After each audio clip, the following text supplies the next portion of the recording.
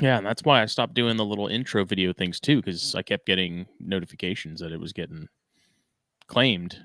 Because I Yeah. guess there'd be various clips, like it made them in Canva, but then there's various clips in that I guess get removed from Canva periodically. Like maybe the licenses change, or people change the licenses for that image or that video that they're using, and so then they end up, it gets pulled because it's in that little compilation.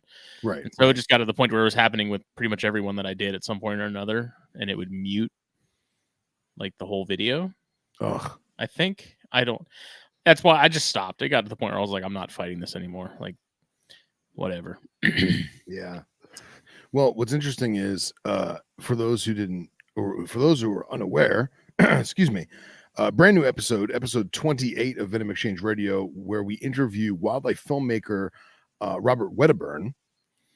Which I need to hunt down his YouTube channel, because after listening to that episode, man, I'm super curious as to. Dude, his videography is amazing. A bona fide filmmaker. So when we were BSing off air, I had mentioned to him, I was like, hey man, if you don't mind, I'd like to steal a couple of your videos to make like a promo reel for Instagram. He's like, no, of course, go for it. He says, not to mention, you already did it.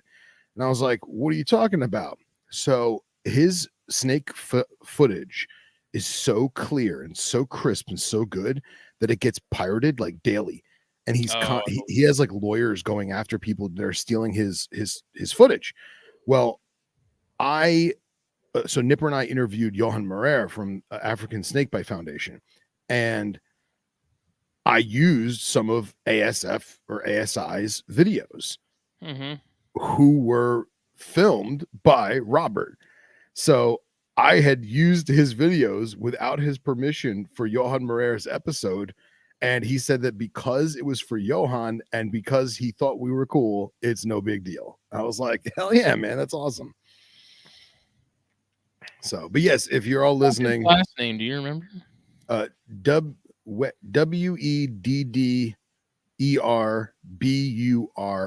Wedderburn. Got it. So yes, episode 28, Venom Exchange Radio, selfless plug. Check it out. And thank you all for the kind words. Much appreciative. I'm really surprised that I haven't seen his stuff around. Like, dude, you have and just didn't know it. I don't know, because like his YouTube channel, it has 365,000 subscribers. Yeah, dude's killing it. Killing it. Yeah, I'm anxious to dive into what he's got, because that was a good episode. I mean, they're all good episodes. But thank you. You know, but we're here. It's Monday night. Yes, it is. Snakes and Stogies 212.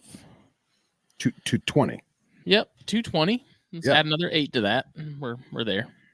Hey, at least you can do the arithmetic, because I can't. That's right. This episode, as always, brought to you by blackboxcages.com. Facebook, Instagram, give them a follow. Hop on Black Box Cages website and shop around. Racks Cages, you need it, they got it. Use the code THN24 at checkout and get a little bit of a discount, and then save even more with the pickup option. Drive on up to North Georgia, meet Clint and Jen and the gang. Yes. See the operation, do all that. Check it out. You won't be disappointed. We love their stuff. Very much so. Their stuff. Dude, it's incredible. Like, it's incredible. Top notch. I'm so happy we have a sponsor that we genuinely love. Yeah. They're good people. They've been with us for a handful of years now. If you're a regular listener, you know that. I say it all the time. We wouldn't have them be sponsors if it wasn't something we used and we're behind. Legit. I'm waiting on this caffeine to kick in. Speaking of, coldbloodedcaffeine.com. So you get that Snakes and Stogies blend. I got a bag right yonder with that label on it. One of the many affiliate blends to choose from, as well as house blends that they make. Ours is that Mexican Rwandan clashing of continents but it's a Deliciousness. splash. Yes. Coffee, you can get it ground however you prefer to brew it, be it cold brew, espresso, pour overs, that kind of thing. There's an option there when you check out. They just went to Tinley. They've been doing Tinley pretty regularly. Seems like they did really well. And they actually just did a collaboration with a brewery up there. So they have like a caramel frappe brown ale. I don't know. It's a brewery up their way in Somerville that they just did a release of on the 18th. So literally a couple days ago. So it's pretty cool. They're using cold-blooded caffeine coffee to make it. So that's awesome. I'm always really curious how they go about using the coffee in the way of like getting the flavors and stuff out of it. Same with like moonshines and stuff. Yeah.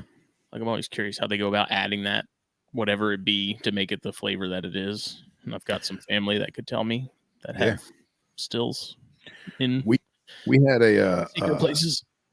We had a sushi place in one of the towns down here, one of the cities down here, and my best friend from high school was a waiter there, and he's a 6'2" Jamaican guy, and didn't quite fit in with the sushi vibe, but he did a great job. And they had a sake machine there, and I guess once a month or whatever, this particular type of machine, you had to it had a hopper on top where you put the actual rice and it filtered all the alcohol through it, and you had to clean that out.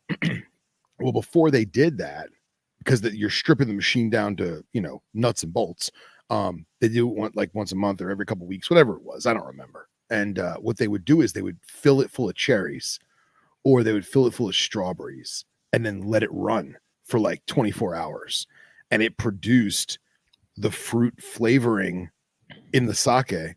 And afterward, the fruit itself, he said, was bone white. And then you'd eat the fruit, and it was, oh man, it was freaking, it was booze fruit. Yeah, exactly. And I've always wanted to try that. So it's very interesting to me that Cold Blooded's doing the collab. It's awesome. Yeah, it's awesome that they're getting out there and doing that kind of stuff. Because they also have, so there's like a second aspect to that business where they have local delivery, but they also lease out coffee machines, and they bring you supplies and stuff for various, I guess, office spaces if someone wants to catering, rent a serious machine. Yeah. They bring you one, and then whenever you need filters or coffee or anything like that, they deliver that too. So it's pretty cool. But check them out. And then fullviewsapparel.com, shirts, hats, mugs, bookmarks, hoodies, all that good stuff. fullviewsapparel.com, Facebook and Instagram, Fullview's Apparel. Use the code THN at checkout. Get 15% off your orders. That is the exclusive promo code for THN listeners and viewers like you. Phil's got both. He's got the shirt and the hat. He got that Sabak hat. Yes, sir. Every episode. I am waiting on this caffeine to kick in, though, because I feel like I'm struggling. I'm getting a little spacey. What are you smoking tonight? Tonight, I broke out a slightly big gun. I'm going to try and read it because I always butcher this one. Padron Family Reserve, 1964, 45-year anniversary. Ooh. Box press. Damn, son, you're getting fancy. I was saving this one for a while. And just because it's a Monday? I'm here with you, buddy. There we go. Yeah. So I've had a handful of these that I've been sitting on, and this is the last one. So why not? Oh, Keller said, I got obliterated eating apples that had been soaked in moonshine in the parking lot pre-gaming for a Hatebreed concert. That is a recipe for epicness. Wow. I've heard a lot of Keller statements in my day, but that might be one of the most Kellery statements. Yeah, man, that just takes the we gotta cake. we gotta start writing some of these down and just making a book eventually. Yeah, do you remember was it Saturday Night Live that had the Jack Handy It was like horrible. Polka Joe said for some reason that doesn't surprise me. Nice. I saw that guy this weekend. I went to the Scales show in West Palm. We'll How get to was there that? in a second. Oh, we'll talk about it now. It was great, man. It was a baby Daytona. Really? Yeah, it's a baby Daytona. It is probably twice the size of what you consider a quote unquote local show. Um, That one's realistically, new. That's like a newish I show. think this was the second one. Joe can fill me in. He's more dialed in than I am on this one. But it's produced by Ryan Gradney, stand-up fella, great venomous keeper. Has a lot of really cool stuff. He puts the show on. I think it's once a year. It's in West Palm Beach, and I would say it's probably the size of the small room in Daytona, if not a little bigger. Okay. So bigger than a typical show. You know what I mean? But not quite Daytona size. Yeah. But I thought it was great, man. Inverts, colubrids, pythons. There was a ton of, and I mean this in the most respectful way possible. Paul McIntyre, if you're listening, don't hate me. Tchotchke toy stuff. A lot of 3D printed stuff, which Paul is actually doing. Really cool 3D printed toys, man. Like realistic, lifelike looking reptiles and amphibians 3D printed into opposable toys, which I thought was pretty cool. And then a lot of plants, a lot of really cool decor stuff, live plants, some fake stuff. There was a grapevine and cork bark guy that flew in from California that had an amazing selection of wood. We got to get into grapevine at some point here in a minute. Okay, we will. But yeah, it was a great show, man. I did not pick up anything. There was really nothing that suited my fancy, but I got to hang out with Joe and his brother, which was awesome. Got to hang out with Jason Hood for a little while. Saw a couple other friends that were there, just shaking hands and seeing what's what. So it was a good time, man. It was a good time. Kissing hands and shaking babies. That's it. Joe picked up some killer looking red line Texas rats, like babies in the deli cup that you just see the potential. Mm-hmm. You just know it's there. I mean, the babies looked like your shirt, that color. Like they're just gonna grow up to be screamers. Desert rose. Yes.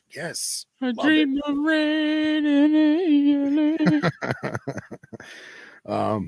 but yeah, it was cool, man. Bullshitted with Jason Hood, and it was a nice time, man. It was good. Spent 2-3 hours there just hanging out.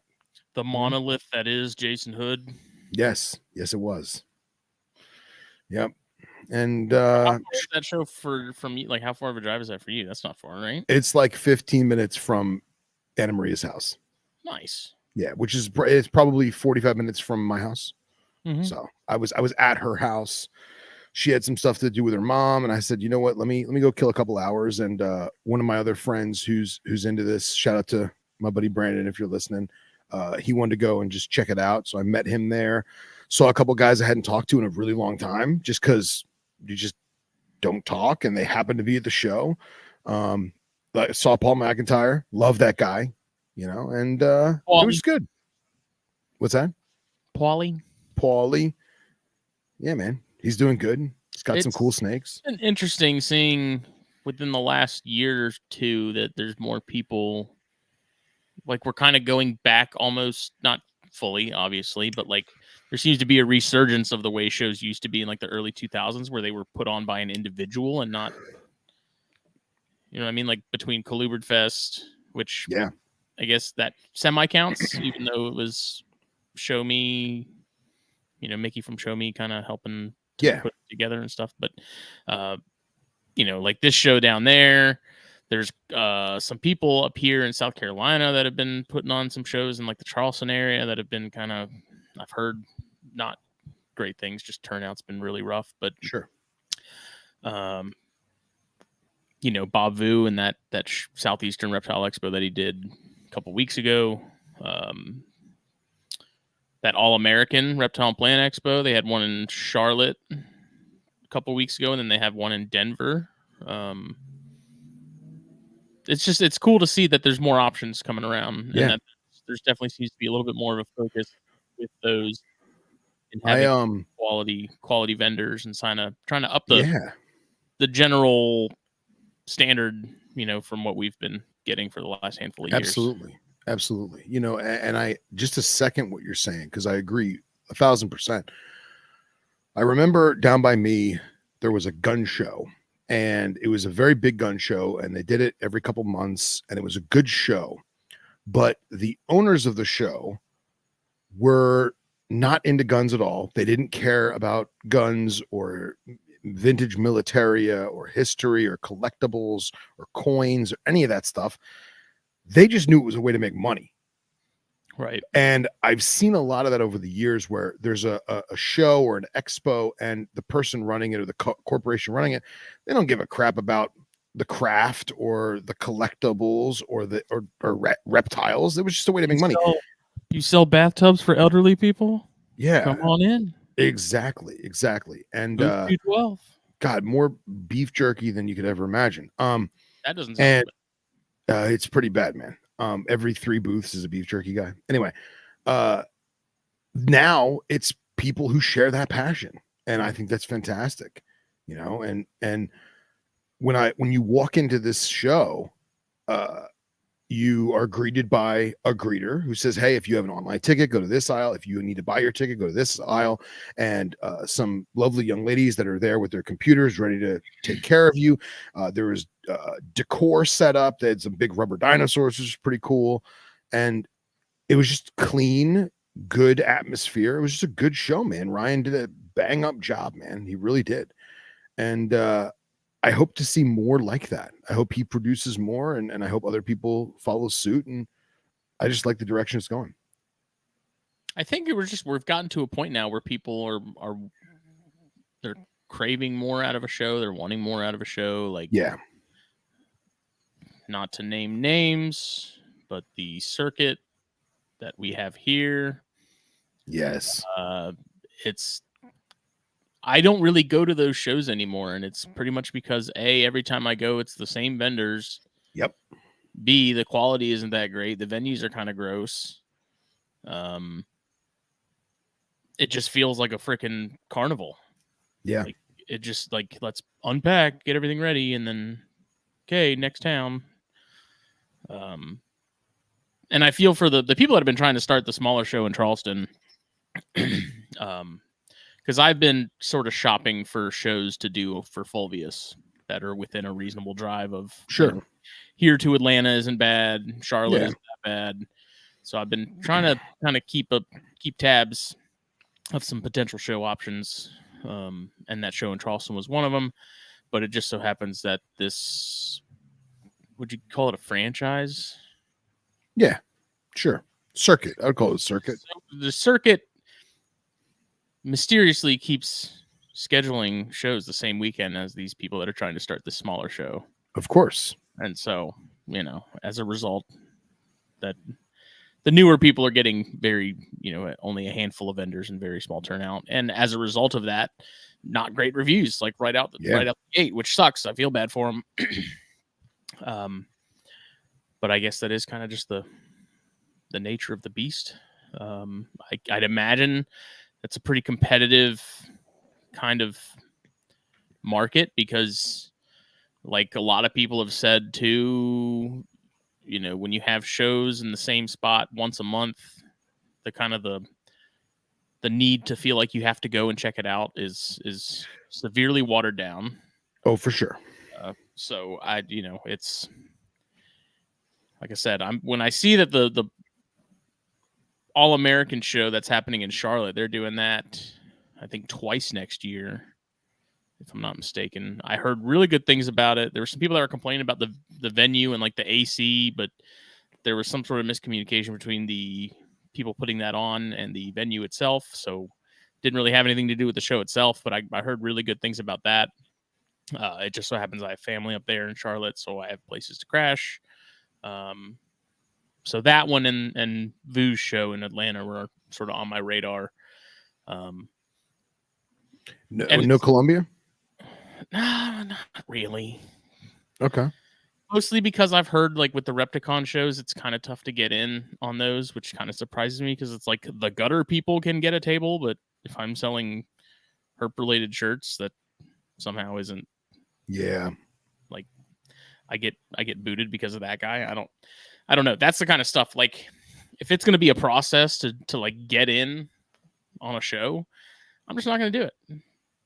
Like, it's a big expense. I mean, the likelihood of recouping expenses, at least at a smaller show, is probably fairly slim.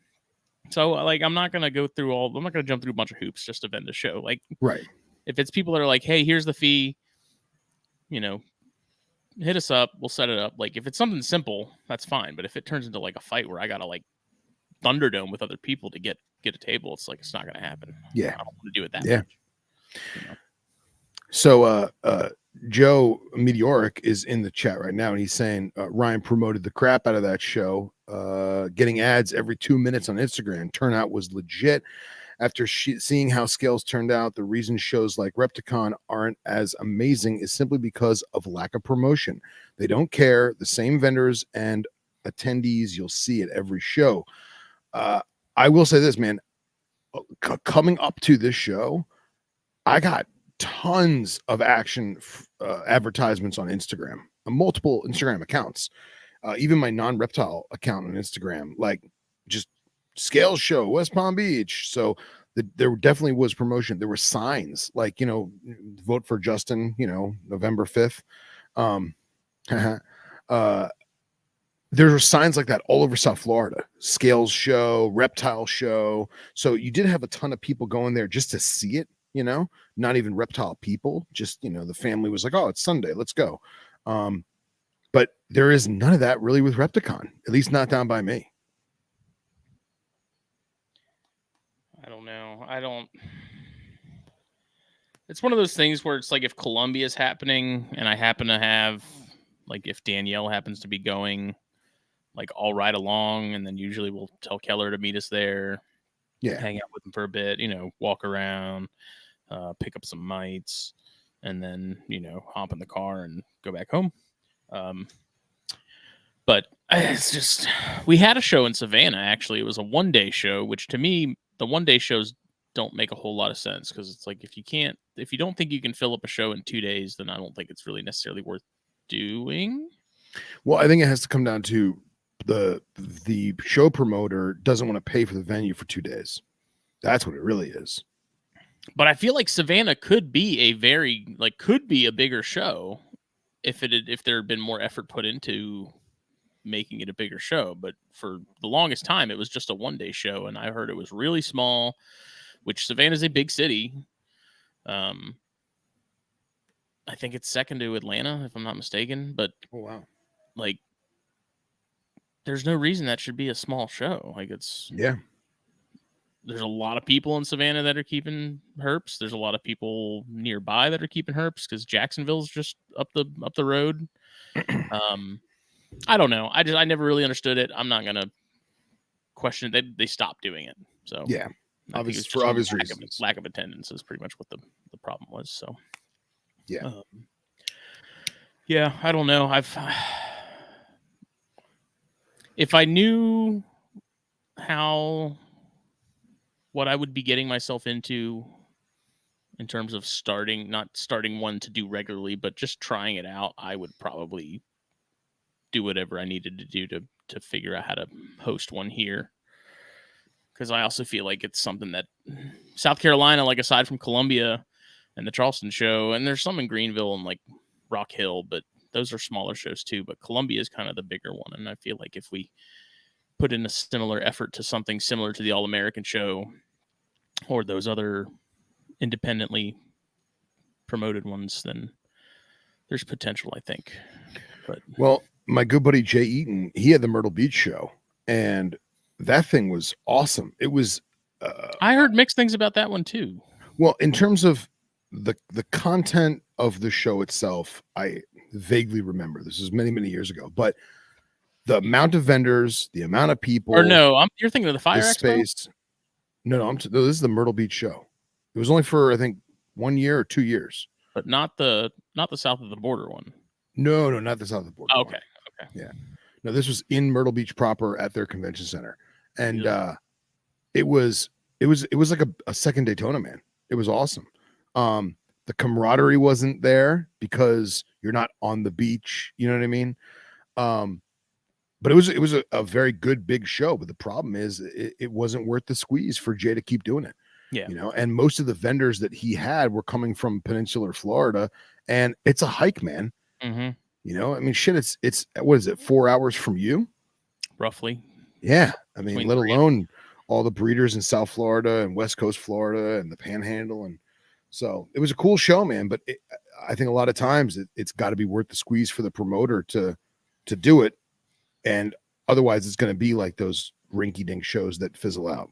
I would just think South Carolina is still, for God knows for how long it's going to keep being that way, but is a good state to do a show because aside from the native regulations as far as sizing and what you can sell and can't sell, like I feel like South Carolina is still a decent state to have a show in. Yeah, I would think so. One of the better ones. Yeah. But I don't know. Again, I'm sure the laundry list of hurdles and hoops to jump through to get a show off the ground and even to the point to where you can even make it happen is probably pretty intense. Yeah. Yeah. The biggest thing I see, and I think Jake and I have talked about it too, like on our own, what if we started a show or did a show, just the insurance, I would think is just the biggest pain. That and just the advertising would be the two biggest financial burdens. Yeah. Well, I mean, and the venue itself, it's very expensive to rent a decent sized venue between their insurance and the electricity, the water, everything that you'll need, staffing it, because even though you hired your own staff to take tickets and, police the table, so to speak, you still have to pay for expo people that are at that center. That a lot of those are unionized too. So like you don't have a choice. Which is wild because that was the biggest complaint when they do the PCA show for cigars, the big cigar convention every year for like the major one.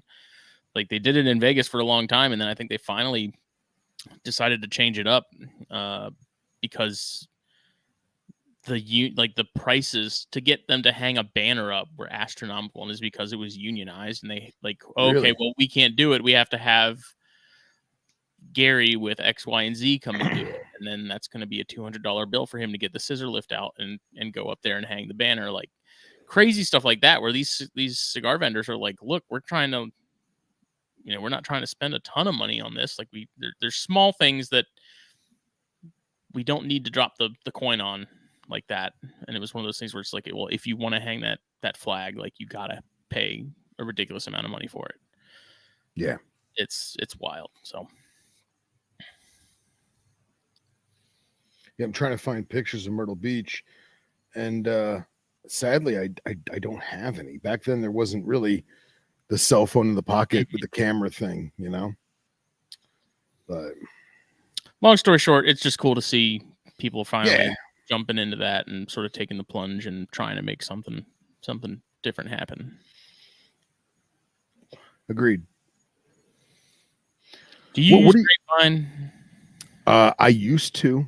I think Grapevine is so cool, man. I love Grapevine. You can have stuff grow on it. You can wrap stuff around it. It's super easy to wash off and clean. It takes a long time for it to rot. My problem with Grapevine is it is the snake mite conduit. And it doesn't matter how many times you bleach it and soak it and leave it out in the sun and do whatever you do to it, the mites just keep on coming. So I've gotten rid of all Grapevine in my collection because it just harbors mites, in my opinion. But I do think it's a fantastic resource for herpetoculture, providing you can keep the mites under control. Curious. I've used it off and on in the past, and honestly, I swore it off after a certain point because for whatever reason, maybe it was just me, but it molded like crazy. Yeah, and I've experienced some mold being in South Florida and the humidity and stuff, but even now that I have the desert room, it's just not worth it. Actually, I lied. There are 2 enclosures that have Grapevine, and those are the Fields Vipers, because it is like 20% humidity, 30% humidity in their tub, and it works that way. I spray frontline all over the wood before I put it in there, and that's it. So, and those particular pieces have been in there for at least 6 months, and knock on wood, I have not had a problem with that yet. But it's on sand and it has fake cactus. I mean, you've seen it. Dry I've as seen hell. it. Yeah. It's dry as hell. Well, dry as I can get it. Yeah. I don't know. I just, unless I'm using it in something super dry like that, every time I tried to use it, it got black, like black mold would just start taking over. I mean, if you're doing amphibians like darts, it's difficult because you don't want to put any kind of chemicals or anything in there that are going to affect the amphibians. But like I use it for carpets. Carpets love climbing on grapevine. And if I saw some mold, I took chlorohex and I just shot chlorohex on the mold. And guess what? It disappeared because chlorhexidine is antifungal and it works like $1,000,000. So in that regard, it was awesome. But then a week later, there'd be mites and I'd have to get rid of the wood. Yeah. So. No, we're just curious if you use it or not, since we were talking about a grapevine guy at the show. Yeah. So, what are you smoking tonight? I forgot to ask you. Just a Nika Rustica Adobe, like my little go-to. It's your go-to, man. It's such a good cigar, man. For $7.50, it's an absolute banger. Word up. I think I gave you one to Daytona, did I? I did. It was delicious. They're good. It's a great smoke. Yeah, for sure. Anything new down yonder?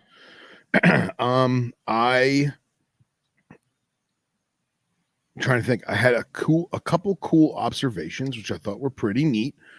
One of my male wrinkles is a puppy dog, to the point where I force myself to be as controlled and restrictive as possible and remind myself that this is a lethal animal. Do not treat it like a pituophis. Do not treat it like a pine snake. It is a freaking cobra. And I got reminded of that this week.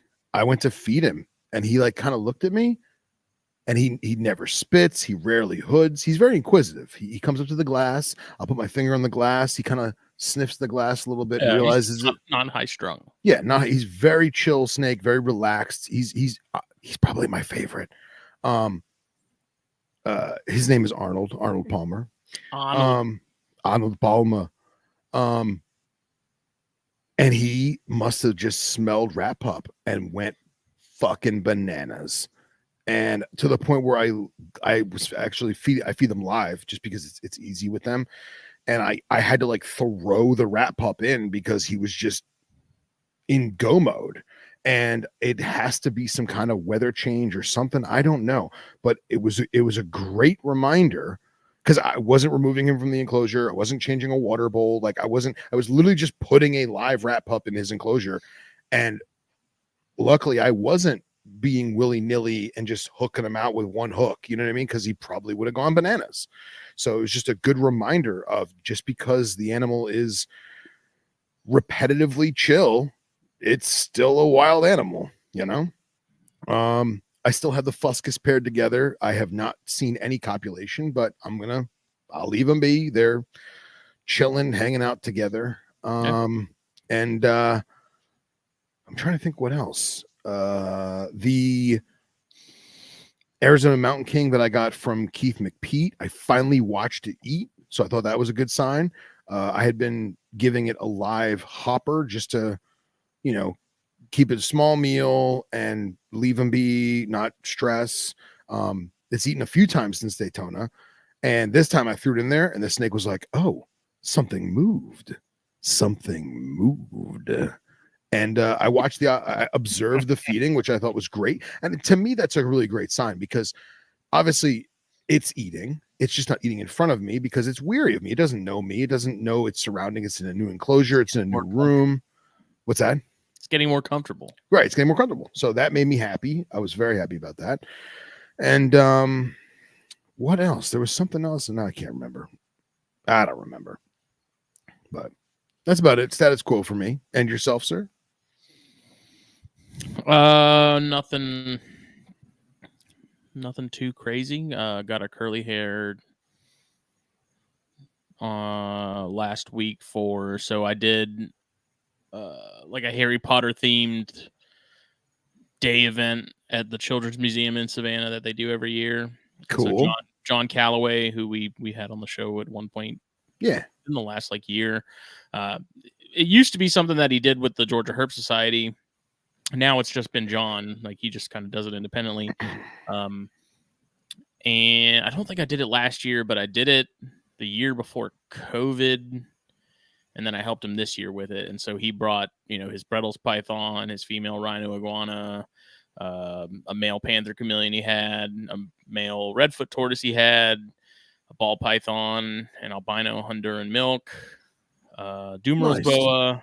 It's a great set, man. A bearded dragon, all kinds of stuff for people to see and kind of, play with. And then I brought one of my rhino rats, and I brought that curly hair, which I got that curly hair for this event because I was like, cool, this is a good spider to do this with. And yeah, I'll get, it'll be nice because it's something I can actually sort of take out and show people and not have them handle, but, yeah, it'll be handleable, right?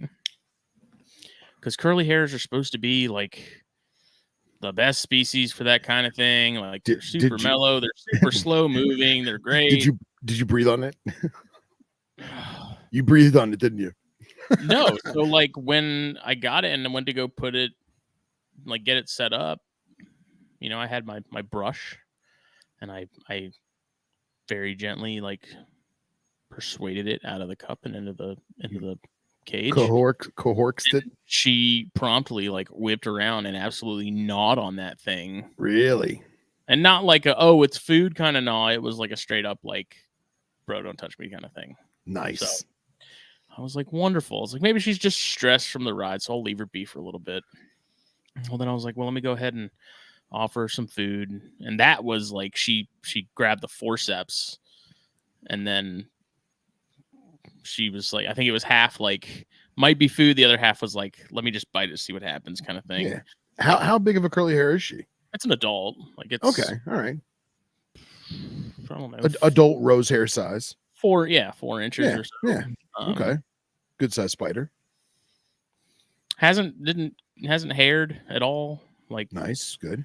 But definitely not something I would be comfortable. Yeah.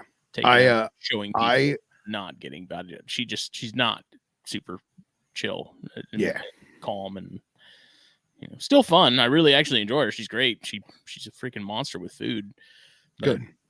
I still brought her. I just didn't take her out, and I had her sort of on display. And interestingly, like halfway through the day, I looked down and she finally started digging under the cork bark that I had in there. Okay, cool. But she would go in, and I've actually never seen them do this before. Any tarantula that I've kept, because anytime I've set them up, usually within 2 nights or so, like they've set up shop in however manner they wanted to, and I don't see it because I'm asleep. But halfway through this day, she goes under that cork bark. She starts pulling out mouthfuls of dirt.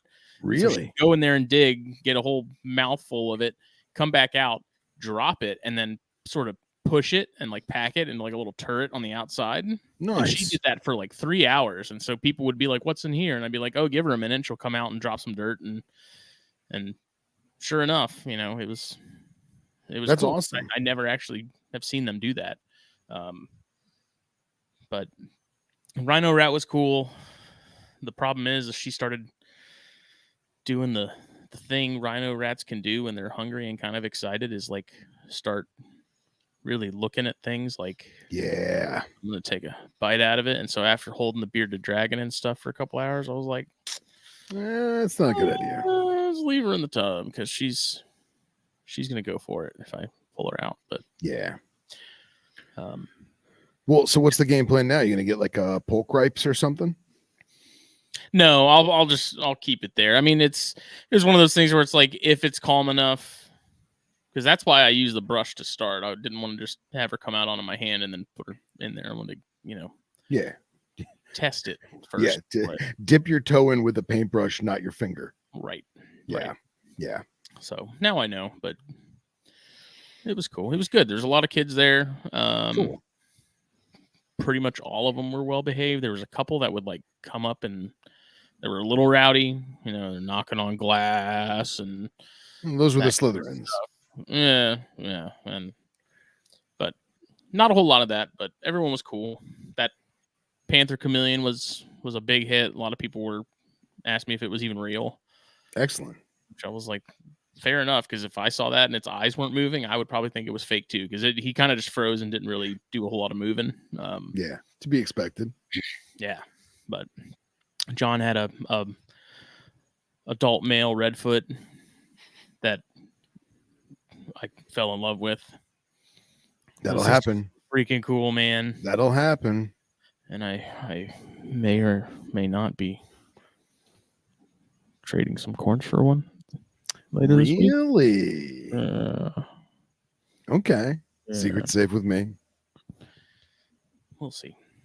Okay.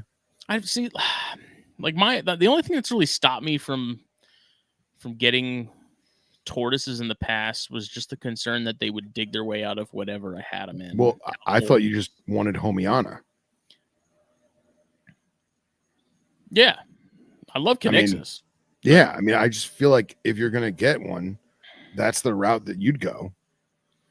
Yeah, but I just, as shy as Connexus are, I don't know. I wanted something that, like Poncho, that's just like cool with sort of just hanging out. You let them eat grass and stuff, and personable and things like that. So I was, John's like, well, I have a couple 2022 still. And I was like, he asked me about corns a while back, a couple weeks ago, for a show coming up this weekend in the upstate here. So I was like, hey, what up? So that's going to do it, man. The girls will love it. You'll enjoy it. It'll be a fun house pet. So the only main issue, because we're planning on fencing in the backyard probably within the next couple weeks. We keep slowly buying all the stuff to do it. We just got to actually buckle down and put it up. But yeah, man. Like winter months, keeping them in the garage and making sure our UV and everything is still set up, which it sounds like for Redfoot's UV is kind of on the table as to whether or not it's really necessary with them. I'd imagine it's similar to like Connexus, where it's like they're not getting a lot of direct sunlight because their forest floor, canopy's covering up a lot of that. But also their diet seems so wide, that I'm sure they're getting a lot of the stuff they would normally need for D3. But I never owned them personally, but I've taken care of a lot of them, little ones, big ones. And we always did the what is it, 7%, the green label UVB, and green label UVB, appropriate amount of heat, and then that diet, man.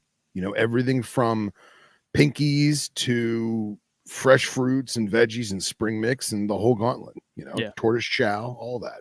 So, but the digging part is what's always kind of stopped me, because for a long time I was under the impression that a majority of tortoise species just were big diggers, just like box turtles and stuff. Where I had box turtles as a kid when we lived in Virginia, because we'd get a handful of them in the backyard and stuff on a regular basis. So we'd put them in like the garden that my parents had, and they just dig right out from under that thing. Yeah. So I was like, okay, well, I guess stuff like this is out of the question, because I have to make some sort of barrier underground for a solid 24 inches. But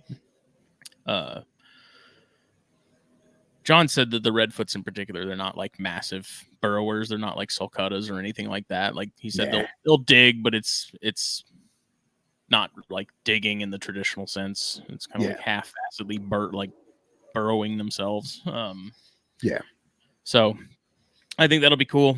I mean, once we have that fence set up, I can have like cordon off a corner of it or something for something when it gets bigger. Yeah, you just dig a good sized trench and put some board in, so that way it's completely enclosed, a foot down or whatever. And then you can always do like what my buddy does and slap an air tag on the back of it. And if you How does he attach it? He just glues it to the back of them. Really? Yeah. He just takes a couple, I don't know which glue he uses, but he grabs an air tag and he slaps on the back of a adult leopard tortoise, because the thing keeps getting out. And every day he checks the app and goes, all right, he's still in the yard. Does it change the batteries on it? Yeah, but the battery, it's waterproof, and the battery lasts for like a year or whatever. Like a watch battery or something? Yeah, like a wafer, like a 2032 or something like that. Yeah. I don't know. Well, it'll be cool. It's Yeah. one of those things where it's like I don't want to get crazy into them. I don't want to get heavy into tortoises by any means. There's a lot of species that I really think are cool, and I'd like to think they'd be on the wish list, but because of the requirements and stuff as far as spacing and stuff like that, I literally just want one to just have as a pet and enjoy and spoil that kind of stuff. So yeah, man, for sure. I feel like a redfoot's a good route to go. Does he have locality stuff? Are they cherry heads? Are they just normal looking? No, as far as I know, they're normals. Okay, cool. Still cool. But nothing crazy. Nice. Well, I hope you do it, man. I think the girls would like it a lot. It's crazy how concave the belly, the plastron was on that male too. On that male. Oh John yeah. hat. I could have practically worn it as a freaking hat, dude. It was nuts. Yeah, man. Well, you think about it, they're so dome. It's like a loaf of bread. Long, yeah, they're so long. Yeah. Weird. Guy's got to do what guys got to do. He's got to get up on there, So at some point, I want to go see his setup and stuff because he's got leopard tortoises that he breeds, and he's got, I think, some Russians and some other stuff, and he keeps the Russians out year round. And he's like, that's cool. They love it. They do great. That's awesome. That's a cool little species too. Yeah, man. But, rhinos are slowly coming around. I'm going to offer pinkies again this week sometime. I tried boiled just out of curiosity. It was like mid last week, I think. And I got one to take. Nice. Boiled. The other ones, it's one of those things. They're kind of like chondros where it's like once they start running, it's kind of game over and you just need to move on to the next one because they're not going to stop and realize what it is. Just keep running from it. So I drop fed them a little bit and just left them in there, and maybe that they'd find them and eat them, which none of them did except for the one, which took it right off tongs. So that one might be on track a little sooner than the other ones, but I'm gonna offer some piggies again here and see if, because we're getting to that point now where they should hopefully start kind of slowly switching over. But So then the real question is, it's almost Thanksgiving. Are you going to cool stuff? I don't know. I've been thinking about that too. I'm telling myself that next year I'm not going to pair corns. But I have the sneaking suspicion that's not going to happen. And I'm probably going to pair some Bairds, but I don't think I'm going to cool them because in the past I didn't find it necessary. I just took them off food for a couple weeks and didn't have any issues with getting eggs. But I don't know. Corns, I'm contemplating taking a year off of those, but there's also some stuff that I've been raising up that should be ready to go that I'm really anxious about. So, okay. It's really tough. I think you should do Bairds this year because you took Bairds off last year, right? Yes. This year. This past year, you did not do Bairds. Right. Right. I say you do it this year. And just be selective and don't breed all of them, Maybe do a pairing.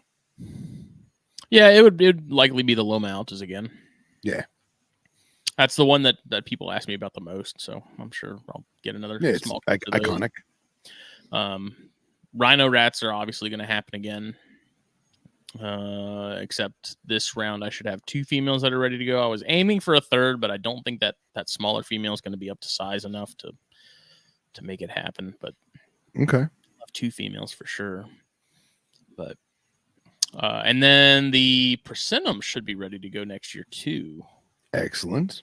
Which I tried to do those this year, and then Matt Most was like, "No, give him another year," even though he had told me they were ready to go. There was a miscommunication somewhere. There was a breakdown. But next year they should be good to go. Female's been putting on some size. Those are going to be interesting because those things are so freaking angry, man. Like, was that a Led Zeppelin joke? Yes. Okay, thank you. Continue. You're welcome. those babies are gonna be rowdy. Yeah. That species is rowdy. The Jansen Mike Kosicki asked. I really dropped the ball on Jansen this year, just in the regard that I got so busy with other stuff and other things project wise. Happens. They didn't get the front seat that they should have. Yeah. Like I planned for them to have. But the female has kind of gone through a growth spurt and has put on a decent amount of size. They're still together 24/7. So I don't think I'm going to do any sort of cooling or anything like that, but I think as spring rolls around, I'm planning to ramp up food a little bit and probably start misting them on a regular basis again, because that seems to kind of get the gears turning with those guys. Yeah.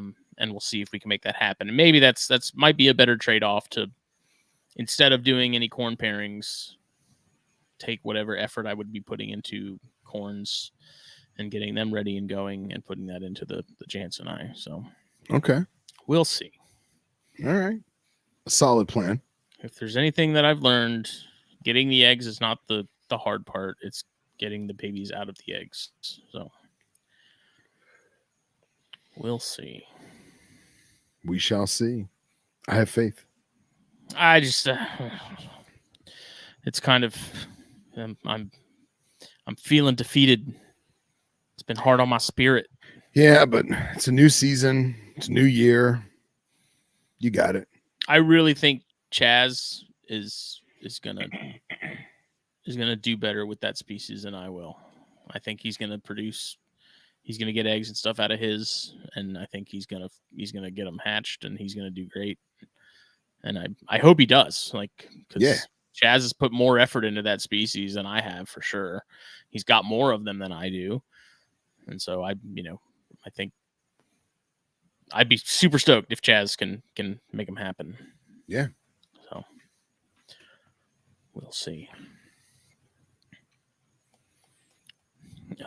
But other than that, I've been feeding tarantulas and scorpions and stuff, and the gears have been turning, because we always talk about natural history of the herps we keep, and how we should use that as kind of a guideline for how we keep things. Maybe not verbatim, but a decent sort of track to sort of follow. And so, like, it's got me wondering with tarantulas and the scorpions and stuff, of like, same thing with reptiles. There's people that have like set feeding schedules where they're like, I feed on Tuesdays and Fridays. Yeah. They never miss a meal. It's always exactly this. So I'm in feeding mine, because I have the smaller stuff, right? That's still juveniles that aren't even close to adult instars yet. And I feed them pretty heavily, especially like the Metallica and the Regalis, the ornamentals. They're a pretty fast growing group. They don't, they're not slow like Brachypelma is in terms of the growth rate. So I'll, if I see them out and I see their legs hanging outside the hidey holes and stuff, then they're hungry and they're hunting. But the problem is I'll feed them, and then the next day I'll come in the room that morning, and legs will be out again, waiting. And so it always makes me wonder, like, A, they're young, so their metabolism's a little higher. They're growing, so they're going to be burning through food a little faster. So it's like, should I be feeding them, every other day when I notice that they look like they want it? Or should I scale it back and grow them slower? Because it's one of those things where it's like, in the wild, what are they going to do? I feel like they're going to eat a lot of meals on a regular basis, and it's likely going to be smaller stuff. Yeah. That they can get. Like, I think it's almost borderline grazing. Well, no, I wouldn't say grazing. I wouldn't. I would say more of it's purely ambush, but it's not ambush like a pit viper that is waiting for days, if not weeks, if not months, for a lizard or mammal to run by. It's an ambusher that is eating a small item every day, if not every other day. And I feel like if you threw in 4 crickets once a week, it would not be nearly as conducive as you doing a cricket every other day. Does that make sense? I agree with that. Yeah. I think grazing in the fact that, like, you think about pink toes, like avicularia, right? Right. And like South American species, Arboreal stuff. tropical species in particular, where it's like there's a ton of bugs in South America, like day, night, bugs freaking everywhere. Like, I have a very hard time believing that those things are just going to grab one meal, eat it, and then not grab something else for a week. I've like seen them almost constantly be just, even if it's small stuff, just constantly snatching up where they can. Right. And so I've started to wonder if maybe that's the approach to go. And even with the older, like, not adult, but the bigger stuff, be it the striata or the brachypelma is a different one. The classy's different because that one, they kind of eat when they want to eat, and they'll go on these just long periods where they just have zero interest in food. So that one, it's kind of like the rhinos when it's breeding season for the males. Like, I'll offer food, but they're probably not going to take it, so I'm going to offer very sparingly when I'm thinking about it. But like the Costa Rican stripe knee, the pink toe, the striata, those guys, like, if I offer food, like, they're gonna eat unless they're in pre-molt. But it's one of those things where I'm giving them probably smaller meals. Like, I don't think I've given anything adult crickets yet. Really? I stick to mostly wax worms, and some dubias, like small dubias, but doing smaller meals more frequently, similar to the smaller spiders. And the same with the scorpions, but the scorpions, those Margaritatis are so small that I'm having to pre-kill not pinheads, but small crickets. Hand it to them? And leave them in there, and they find them and eat them. They're not at the size yet to where they're going to grab a small cricket from PetSmart and take it down. It's not going to happen. So, all right. So going back to your grazing theory, right? I don't see a classy sitting around too long. I see it being more traversing. I see it more on the prowl until it finds a good spot. Maybe it tests that spot for a little bit and then goes to another one, opposed to something like the striped knee, where it made its house, it's never leaving, right? Mm-hmm. And I feel very similar to scorpions, and obviously yours are very tiny and they're the exception, but like scorpions that I've had very sterile in a deli cup with an inch of sand and a bottle cap, and that's it. And it's dark, so it doesn't need a hide. It's in the deli cup is in another vision cage or something, and they're all stacked up in there. Right. Again, sterile and simple. You could throw in one cricket every couple days and it would be perfectly fine. It would eat that one cricket. By the time you've thrown in another one, it is ready for another one. Mm-hmm. Now, I've only got one Liaris right now. I've got one Deathstalker now, and it's set up naturalistic in an 18-quart tub, a mansion for the scorpion, right? But I've got rocks and I've got cork bark buried in the sand, and there's all kinds of little divots that it's made, and I spray down half the cage so that the sand gets compacted and it can burrow and whatnot. I'll throw in 5 or 6 crickets a week, and at the end of the week they're gone, and it's not like they just died and they're there. Like, there's no cricket carcasses. Like, that scorpion has stumbled across those crickets or hunted those crickets throughout that 5 to 7 days. And I feel like if we gave tarantulas, especially stuff like a classy, if we gave them that type of enclosure, which we typically don't because they're bugs and we want to stack and keep smaller vivs, I feel like you could get away with that. You could throw in 5 crickets or 10 crickets or whatever it is, appropriate size prey item, and they'd be gone in a week.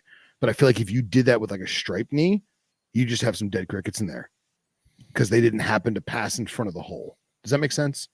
Yeah. Am I off on that theory?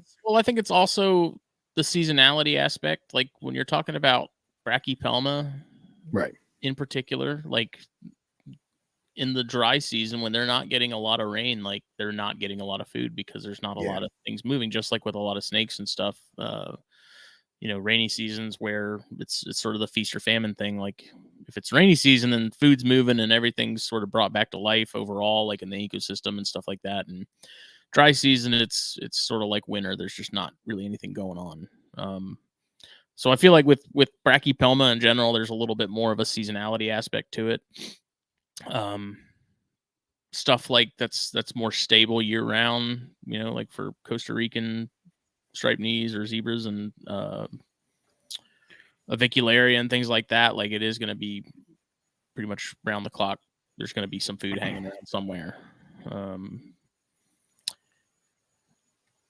I just think so. Like when this striata, for example, when it gets to be an adult, I'm probably like when everything gets to an adult, I'm probably going to slow down on feeding just because like one of the reasons that I'm feeding them more frequently and feeding them more smaller meals is at least when they're still young is to like help them get up to size.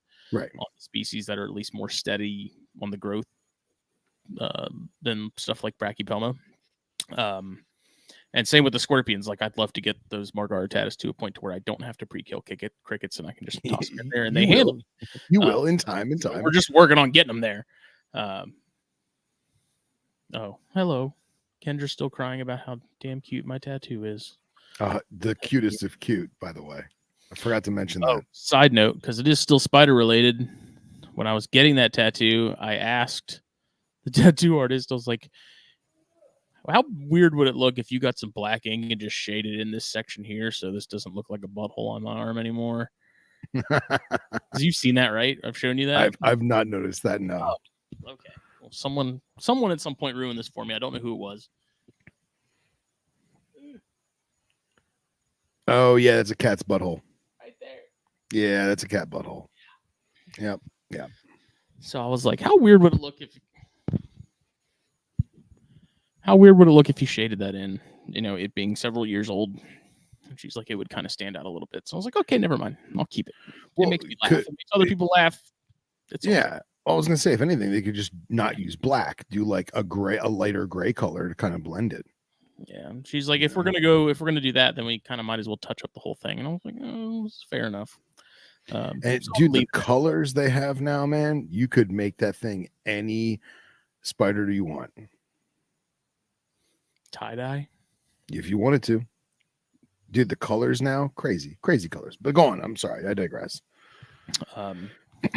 So mostly I'm feeding light and often with the smaller stuff until they hit pre-molt, and then I'll slow them down. But then once they molt again and they get a week or so to harden back up, like hit them hard again until they get to an adult size, and then I'll throttle back the foodage a little bit because they do. In my experience in the past, like once they're adults, they can get fairly chunky, and especially with some of the arboreal stuff, as fast as it moves and things like that. I've the sun tiger I had, I randomly lost her because I think she had ruptured her abdomen on something. Really? She was just dead. Like I don't know what happened there, but you think she was too overweight for her arboreal nature? What it was, I don't know if it was because she decided to do laps around the tub she was in or what, but I just found her dead, and she had a ruptured abdomen, like she had snagged it on something, maybe, I don't know, but damn. it's just thinking about in the wild, like these things have to be eaten damn near daily, I would think, if food is available. Yeah. I think it's very similar to a lot of snakes and stuff, where it's like they're programmed to not turn down a meal unless they are in a molt or unless they are looking for females in the case of males, like things like that. So sure. Well, let me ask you, because you've had way more spiders than I have. I've never noticed, how do I phrase this? Okay, with the exception of an animal that is spiraling downhill for whatever reason, whether it be a parasite or old age or whatever, because they're bugs and it happens. With the exception of that dynamic downward spiral, I've not witnessed a significant weight fluctuation in my tarantulas I've had in the past, but I do notice it frequently in scorpions. I throw in 5 crickets in a little mini vivarium tub, and a week later, the scorpion looks like an engorged jelly bean. Pop. Right. Yeah. It's going to pop. Right. And I even sent you like a month ago. I was like, man, you think this thing's gravid? I was like, oh, crap. I'm going to have all these baby scorpions. No, it was just fat. I fed it too much. So I'll wait 2-3 weeks. The animal now has lost that jelly bean appearance and looks proper, healthy, has good quote unquote weight to it. I don't think I've ever noticed that in tarantulas. Have you? Yeah, and I mean that abdomen size Right. is something to kind of go by. Like that is Okay. an indicator as to whether or not something needs to be fed up. So like a good example, when I got my pink toe, it was coming from PetSmart. They were feeding it. They had small like live crickets hanging out, small live crickets hanging out in the little container. Pretty much every time you're in the store, they've got food in there hanging around. Yeah. Their setups are completely wrong. They don't work. The animals are kind of just coasting in those things barely. Right. But it's definitely not the setup they need. Which I don't understand, because they have those new acrylic cages that I like a lot, but they don't set up their animals in them. Well, is that like what I sent you the picture of? No, so Petco does it different. Petco does have them set up in these like acrylic boxes. They still only set up their stuff no matter what it is, with like a single bark height of half-inch orchid, like next to nothing. But just like enough for it to throw it in the web. They have these nice new acrylic enclosures. It's like, why wouldn't you want to show that off? And then when people are like, I want the spider, be like, well, you can either buy the one that it's in, or we have them here. You can set it up however you want. But like, they have them in like small critter keepers, and they just, I don't know, they set them up all the same. So like the forest scorpion they have, or whatever species it is, the curly hair, and then the avicularia are all kept exactly the same. Wow. Like, Mike said he's tried. Yeah, they do have strict rules at PetSmart for the people working there, apparently. Petco, they get a little more leeway in terms of how things are set up and how they're cared for. But PetSmart, it's like, that's corporate. Yeah. So, dude in the suit in the middle of freaking New York or wherever their headquarters is knows exactly how they need to be kept. Yeah. Oh, for sure. Yeah. Lisa says that her pulchra was so fat that its abdomen would drag. And come to think of it, my dad's rose hair when we were growing up, it was so fat that it would drag. But it never, even if I didn't feed it for a month, it was still a fat abdomen that would drag. I just assumed it was indicative of a fat old animal. I had multiple pulchras, and they had very large abdomens, but I never let it get that fat, if that makes sense. They always could stand up. Depends on the species. So like what I would expect to see in the abdomen with a healthy pulchra is not going to be the same. Like if I see a pacilla, like an ornamental with an abdomen that is like a pulchra, or like a proportion of like a pulchra, that's bad. Like that's bad. That's a non-healthy spider. Like that's a fat spider. Yeah. But what I was getting at with the pink toes before I tangented, sorry, or I went high and to the right, is like the abdomen on it was fairly small, and it's like, okay, so that animal just needs to get more food in it. And I think the reason the abdomen is small is because it's not eating, and the reason it's not eating is because it's in these critter keepers where it has nothing to hide behind. Like some of them will tube up in a corner, but I don't see that very often. But now that one is set up in one of those acrylic cages with a nice thing of bark along the back corner, she's completely tubed that up from top to bottom. I say she, it might be he, I don't know. But I started feeding that thing, like offering it a waxworm every day, man, and it was like hitting, and now it's gotten to the point to where it's plumped up a lot, and I think we're kind of getting to the point to where it's in pre-molt. Okay. But basically, I kind of gauge it by what that species should look like. Yeah. Ratio wise of abdomen to thorax and things like that. So it just depends, but there's definitely been like the slings and stuff, the small stuff, like when you feed them heavy like that, they get the same way the scorpions do. They look like they're going to pop. Yeah. But it seems to me that it takes considerably longer for tarantulas to lose that weight than scorpions. Maybe that's just a heat thing because you're talking about a desert species that is very warm, so they're going to probably metabolize that kind of stuff a lot faster than something kept at room temperature.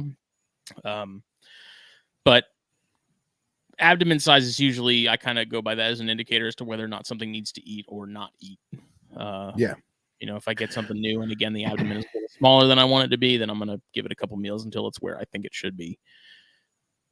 And then vice versa. If I think it is too much, then I'll cut it off for a little bit and sort of that's good. Let it go down. But yeah, come to think of it, just mentioning about like, arid species opposed to more tropical stuff. So like, come to think of it, I don't think I've ever kept arid or desert tarantulas. I think I've only had tropical stuff. In fact, because I'm very weary of the arboreal stuff, I think with the exception of a couple baboon stuff, almost everything I've had has been South American terrestrial. But even the tropical scorpion stuff, whether it be Opistophthalmus species or Pandinus, you'd watch them blow out the sides of the exo and then shrink down.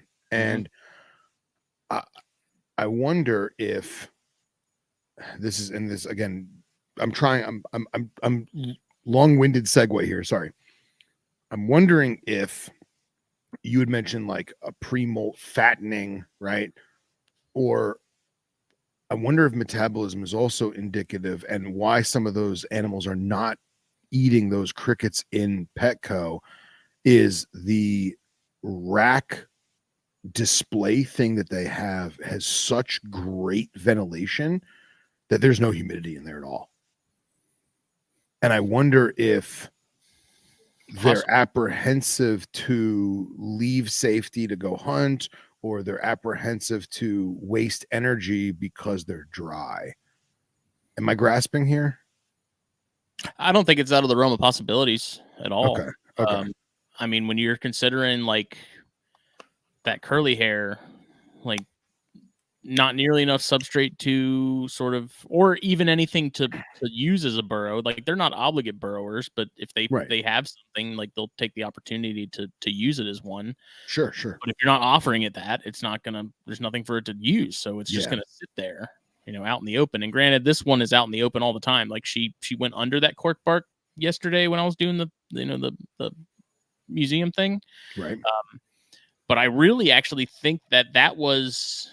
Because we were outdoors, but we were in this sort of courtyard where we were in a corner of that where the sun was going the opposite direction. So that as the day went on, the shade was covering more of the courtyard. We were getting less sunlight and less of that heat. And it was fairly windy. So I'm thinking that because of the temperature drop and the fact that it sort of consistently stayed in that cooler temperatures of, I think it was like mid 70s, low 70s, probably in the shade, that she started just digging just to get under that because maybe she felt that the temperatures had dropped and she was exposed or something. I don't know. That's just, or maybe it was she was comfortable, say, hey, I'm at a good temperature right now. I'm in a good humidity right now. I might as well hunker down here. It's a good spot, It's possible, but yeah. Like the Costa Rican zebra that I got at Petco, like again, they had that on just a very thin layer of orchid bark. And it was, I watched it like trying to web up a little bit and sort of make like a little divot of some sort of thing. And so I got it and I took it home and I set it up in a small container with, that much dirt in it for it to dig. Cause we're talking about like actual topsoil or jungle mix or what? Yeah, like Reptisoil or whatever it is that ZooMed has. Yeah. And that spider's probably 1.5 inch, 1.25 inch. Okay. So not a big one, not a like a tiny sling either. And set it up with cork bark sort of diagonally going into the dirt with sort of a pre-made kind of burrow for it to start using. And I think within like 24 hours it had molted. So it was in pre-molt when I was there, and it sucks because it's like, was that thing just gonna attempt to molt in a extremely dry reptid bark kind of thing? Like I don't mean, know. dude, you got to go where you got to go, And I kind of understand why they do it the way they do, because if they set up that stuff, especially some of the burrowers, like no one's gonna see it, and if no Yeah. one sees it, no one's gonna buy it. So Yeah. but I'd also, it's like if you give it at least a little bit of something, because that Costa Rican zebra had been there for a couple months, because it's like the handful of times that I went there, it was there. Yeah. So it was like no one was buying it. It wasn't. Well, I think I agree with you. I agree with you fully. If they gave it a little bit, it could feel a little more comfortable and it would do better off. But I also play devil's advocate and think about the one time I saw a vegans at Pet Supermarket and it had hunkered down in there because they set it up pretty good. And somebody was there while I was there and they're like, "Oh man, I want to see that spider. Can you pull that out?" And they're like, "No." And I was like, "Well, look, why don't you just you got like, the giant tweezers you use in the saltwater fish tanks." I was like, "Just poke the back of it and he'll come out of the hole a little bit." He might run, but he's in the container. And they're like, "Oh no, that doesn't happen. You have to buy the whole critter keeper. You were just going to hand you the whole critter keeper." And the guy was like, "Okay, I guess I'll take it." So like I understand that apprehension, and most of the individuals working in those situations are not Iraq nerds. And I think that that's the real reason why, aside from corporate nonsense, that's the real reason why it's so minimalistic, because they don't want to really deal with it. Yeah. And that's fair. PetSmart does that. Like when you buy a spider, they like give you the whole critter keeper. And when I got the avicularia, I like asked the girls, like, "Do you guys want this back?" So I was like, "I got about 1,000,000 of these at home and I don't need another one." Yeah. She was like, "Sure." So like next day I took it back to them because they're right up the road from work. Right. But with the curly hair, I just kept this one because I was like, I actually need something for crickets, because when I just try to keep them in a small container or something, they don't seem to last. So yeah, I kept this critter keeper for crickets. But good. Yeah, the scorpions though, like the bark squirps, those, like when they're small like that, I feed them until they, when they maintain that sort of exploded look. That's when I know we're kind of getting to that point to where they're going to be molting soon, because that's literally their new body, like waiting to pop out. Yeah. So those, I keep doing it until I get to that point. And then I do notice if you offer food and they're kind of getting to that point, they're likely to refuse as well, which usually is a good sign that they're going to be molting soon too. So yeah, that's another reason I pre-kill those crickets, because something is tiny. I mean, we're talking about like these things could fit on my thumbnail, like they're tiny. Wow. Like I think I'd be surprised if they were third instar. Like, have you thought about putting them on paper towel, individually containering them on paper towel? They can climb upside down on the paper. Like take a paper towel, fold it over 3 or 4 times, whatever, stick it in there, put them in there. They can climb upside down under the paper towel, feel secure, and then you could throw in a couple really small isopods or even really small crickets, and they can hunt that way. Yeah, I mean they're so small that like right now they're all set up in these very small tiny jars that are meant for like acrylic painting people, like when they mix paints and stuff, like little Estes model paint I got a glass. little like 4-pack from Hobby Lobby. Cool. So they're all set up in that with, a 1/2 inch of some of that Reptisoil and then a piece of cork bark for them to hide out under. And not right now, like if I just pre-kill a cricket and put it in there, if I put it anywhere near the base of that cork, like I'll go in and check them before I go to bed, and pretty much all of them are almost always already on that thing eating it. So cool. It's just a matter of just trying to get them to the point to where, they can fend for themselves, and I don't have to worry about a live cricket hanging out in there long term. Like, because if they molt and that cricket decides that he wants to try munching on them, like when they're still soft like that, like they're done. Prime, they're prime snack. They're done. So then, so let me ask you this. I've had this with, I've had this with rose hairs. I've had this with pulchra. I've had it with pole gripes. And scorpions too, you throw in 3 crickets, it eats one, 2 are left over, one's left over, whatever, and it goes into a mold. And now here I am sitting there with tweezers trying to, like, Mr. Grab the cricket. Miyagi chopstick the cricket without destroying the web or destroying the decor. Meanwhile, the spider's upside down. Like, can you give me some privacy, please? Have you ever had to deal with that nonsense? Probably with like smaller crickets with something. Typically, I'm a one bug at a time guy when it comes to that. For Okay. that kind of reason, like especially with Yeah. crickets in particular, like with mealworms and waxworms, I don't worry about it. But normally it's like the only thing that I'll give multiples of right now is that curly hair. And it's because the waxworms that I give her or the mealworms I have aren't that big in relation to her. So like I'll go ahead and give her 2 of those and she'll eat them. She'll have like one in each freaking fang and she'll just sit there and Nice. them. But like the striata, that's a very shy species. And so I'll put a waxworm in there. She'll feel it on the web because I just put it right at the opening. I don't go any further than that because when those things want to move, man, they move. But yeah, I'll put it right at the opening and I'll watch her. She'll get curious and she'll kind of walk up to it and then she'll stop and go back down. And then she'll do that a couple times before she actually decides that it's going to be food. So some of them I don't want to like. You can freak them out by having a larger cricket than probably what they need hopping around in there, especially with smaller stuff.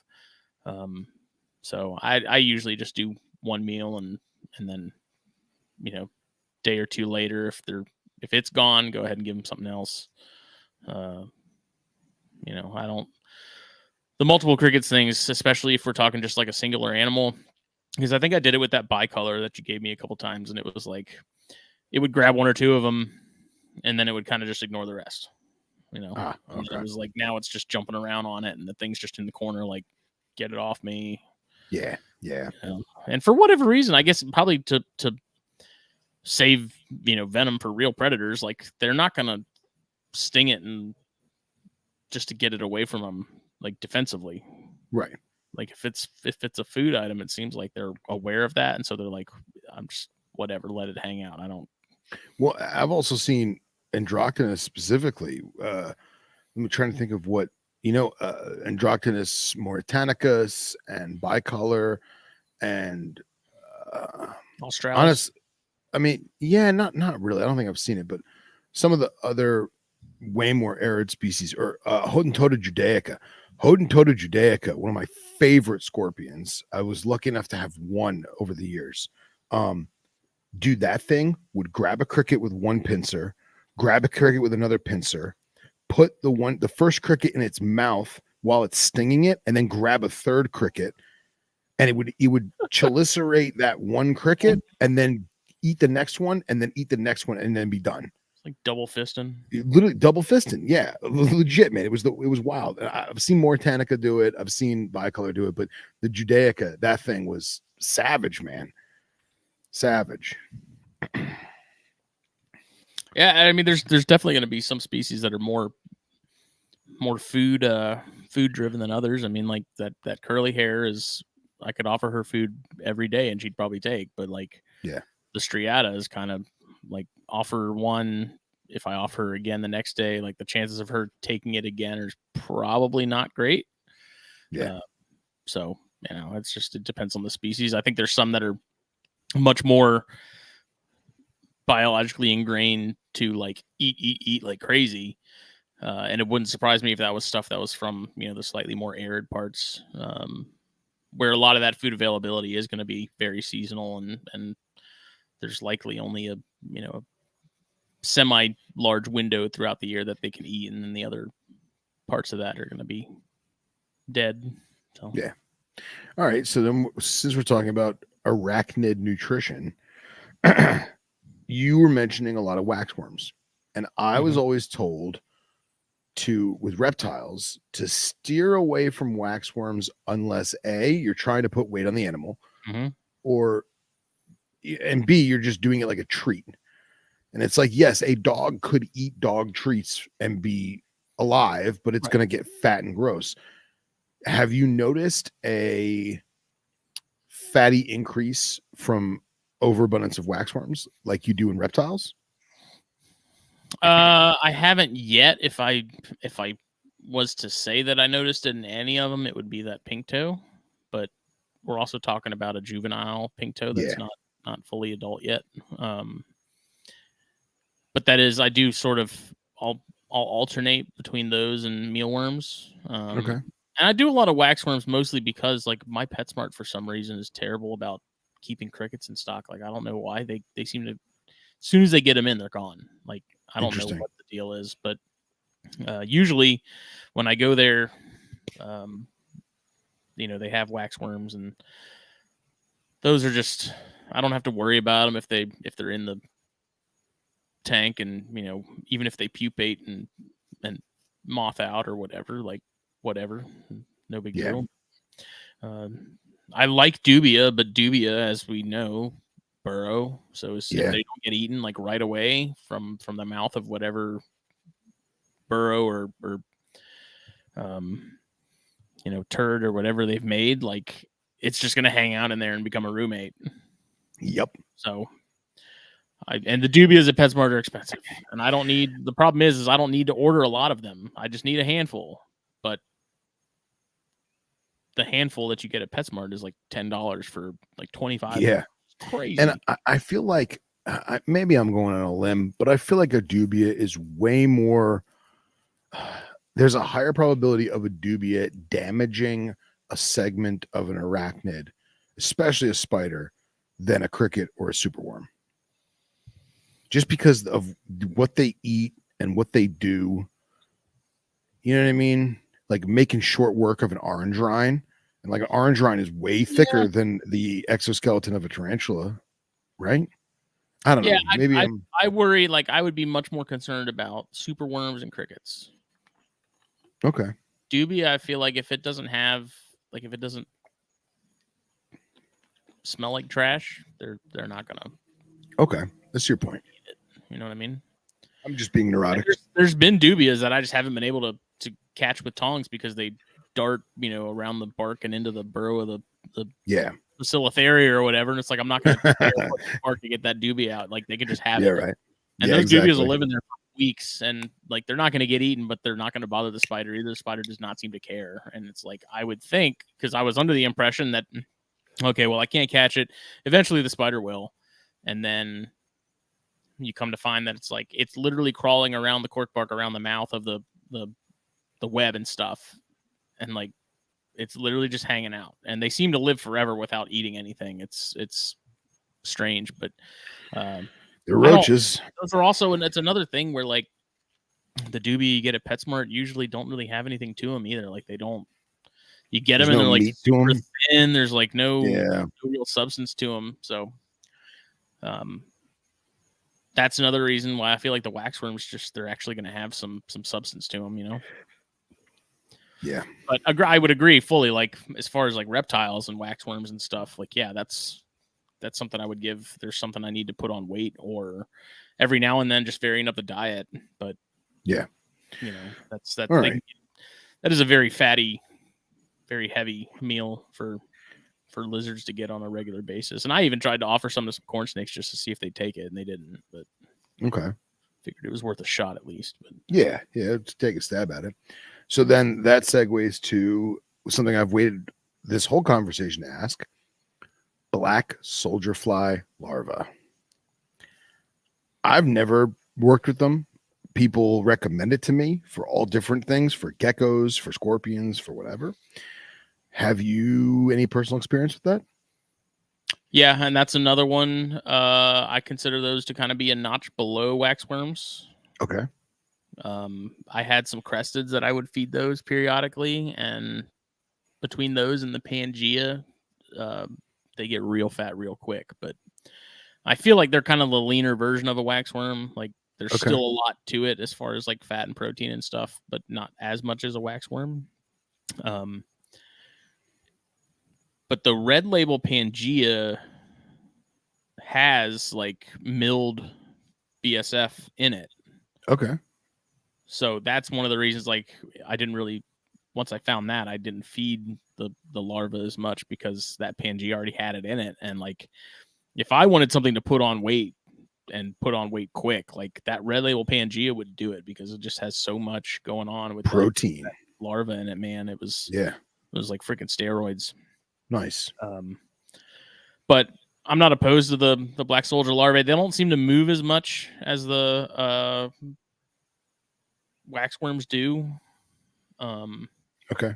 In terms of like flopping around for something to grab attention. Yeah. But they're really cool because like when they fully pupate and stuff, they look like wasps. Like the flies themselves are actually really cool looking. And I looked into at one point when I was doing cressids, I was trying to figure out how difficult it would be to set up a sort of a colony, I guess, of those, and it's actually pretty involved. So I didn't pursue that, but yeah, they're everywhere. I mean, I've seen the flies themselves like before here around my trash can and stuff, and I never see the larva, but I've seen the flies. It's pretty neat. That's cool, man. It's very cool. But they're great. I think those and waxworms, if you've got something that maybe came in a little thin and needs a little TLC, a little boost. Yeah, those are the route to go, man. Yeah, those will do it for sure, man. For sure. You almost have to be careful with them because if, like with the cresteds, like I said, man, like as soon as they put on weight, they're just as bad as snakes. Like getting those things to lose weight on a sort of a consistent timeline is really tough, just short of like outright starving them for an extended period of time. And I didn't want to do that. So Pangea did come out with like wasn't like a light. No, they had a breeder's blend or something for females that I think had a little extra calcium and stuff to it, but I don't know. It was so hard to get them to lose weight, especially the females. Like once they got really chunky and they got those little neck folds and stuff, it was getting them to drop that was really tough. Even after laying eggs and stuff, they were still just way bigger than I wanted them to be weight wise. Yeah, you can't starve them. You know, what are you going to do? You got to just cut back a little bit. So Patrick said he has a buddy that raises parrots outside, and under his cages there are thousands of black soldier fly larvae. He said I've sat on a bucket and watched a fence lizard stuff itself on the larvae. That's cool, man. That's very cool. Oh man. But it's interesting overall, like the whole feeding regimen and stuff with bugs, because it's something that we think about with reptiles, and I feel like there's a parallel there, in terms of giving the species what it needs, and sure, some of them are you're likely to not see them eat at the same rate or as often as others and stuff, and yeah, it's just something I was thinking about. And I think about going back to the whole natural history aspect of it. Like, we feed them crickets, we feed them waxworms, and obviously there's, I'm sure, hundreds, if not thousands of species of crickets around the world. But what are they really eating in the wild? And is it even close to a cricket? Like, would their metabolism and would their overall structure be altered in a positive or a negative if we fed them legitimately what they're consuming in the wild? But I don't really know. I'm curious because I feel like the composition of like a grasshopper in comparison to a cricket is going to be wildly different because of how much more. I don't think shell is the word, but how much sort of more chitinous grasshoppers are in comparison. You know what I mean? Right. It's a good word, chitinous. And then, if the Andrew Smith documentaries that we've talked about with the Theraphosa one, so the bird eater documentary that he did, I think they had mentioned like they found one eating a baby Bothrops. Oh, really? Like, some of them are eating vertebrates. Like some of them will eat birds, they'll eat small bats, like lizards. I think they're kind of like Pac-Man frogs in that regard of like, if they can fit it in their freaking mouth and they can overpower it, they're probably going to take a swing at it and eat it. Yeah.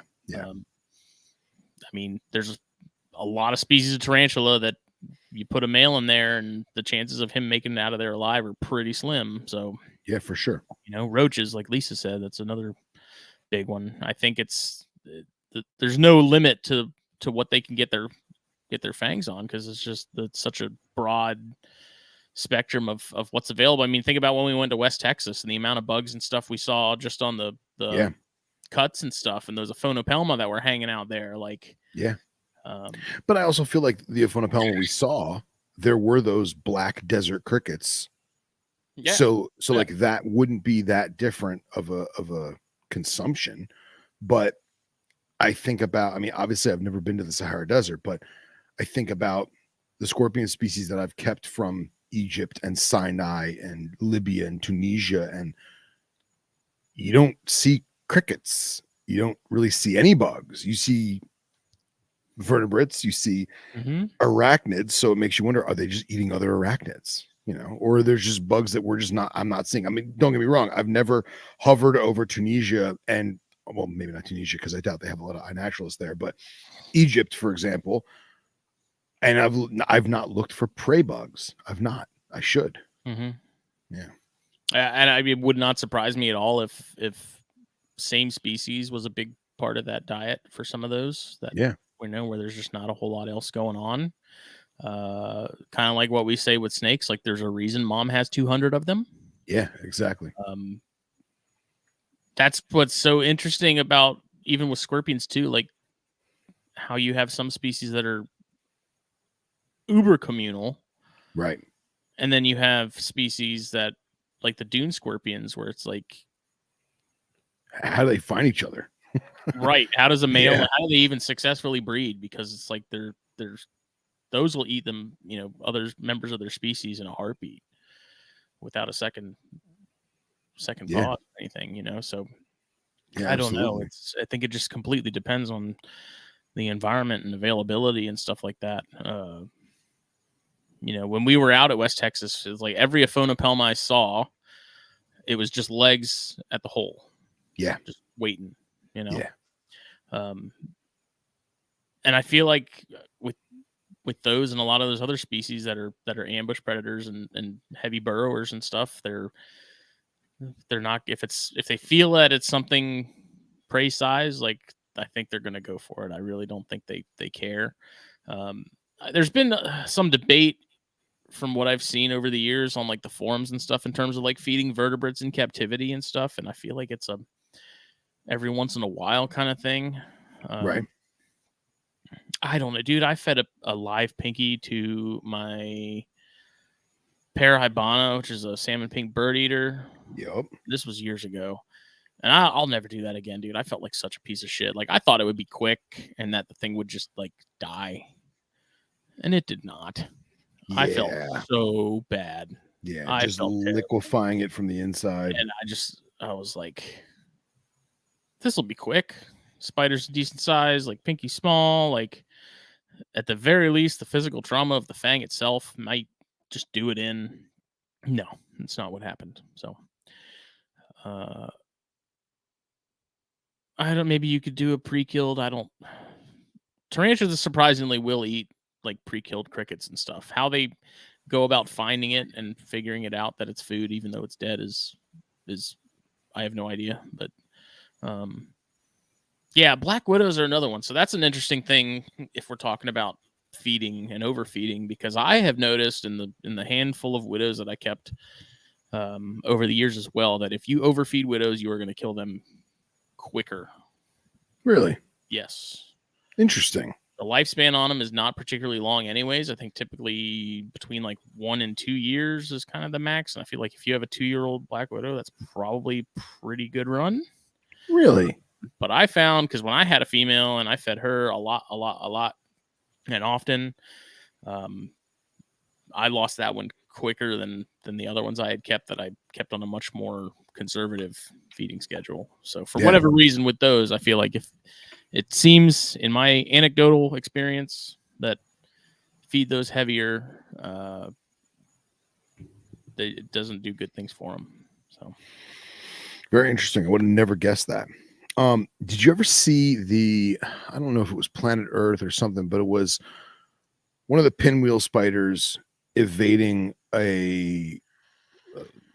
African version of the tarantula hawk, whatever the hell, what kind of wasp it's called. Have you seen that? I haven't. Well, I'm gonna spoil the ending for you, but basically they have this crazy footage of what's the species name again? Of which one? The pinwheel. The I have no idea. crazy lethal true spider from the Sahara that burrows itself in the sand. Oh, the six-eyed sand spiders. Yeah. What's now? I can't remember the I genus or don't the know what the species. scientific name is. Well, they're called pinwheels because they fold their legs up and they roll down the sand dunes, right? So this crazy high def footage of a predatory wasp trying to kill and eat this spider, and the spider evades the wasp's sting. The wasp's sting paralyzes the spider. The spider's venom is obviously stupid toxic, so the wasp is trying not to get bit, and eventually the spider's like, fuck this, rolls itself in the pinwheel and rolls down the sand dune. And you're like, yeah, the spider got away, good for him. And then us like Schneider's skink shoots out of the sand, like a sandfish skink shoots out of the sand and just grabs the spider and eats it. And it's such a letdown, but all I could think about when I watched that was, if that lizard was half the size of what it was, that spider would have ate the shit out of that lizard. You know, just going back to what we were talking about of like size matters in that regard. Yeah, and if I recall, sort of the issue people took with feeding vertebrates on a regular basis to invertebrates, period, it seemed like maybe Scolopendra and centipedes kind of being the exception, because people seem to do that more often with those for whatever reason. Yeah, I think it's just there was sick infatuation. Was the concern of the amount of calcium being introduced and the spiders and scorpions having molting issues as a result of that, but I don't understand what role calcium plays in chitin, so I don't know how that would really affect anything. Well, I've also seen where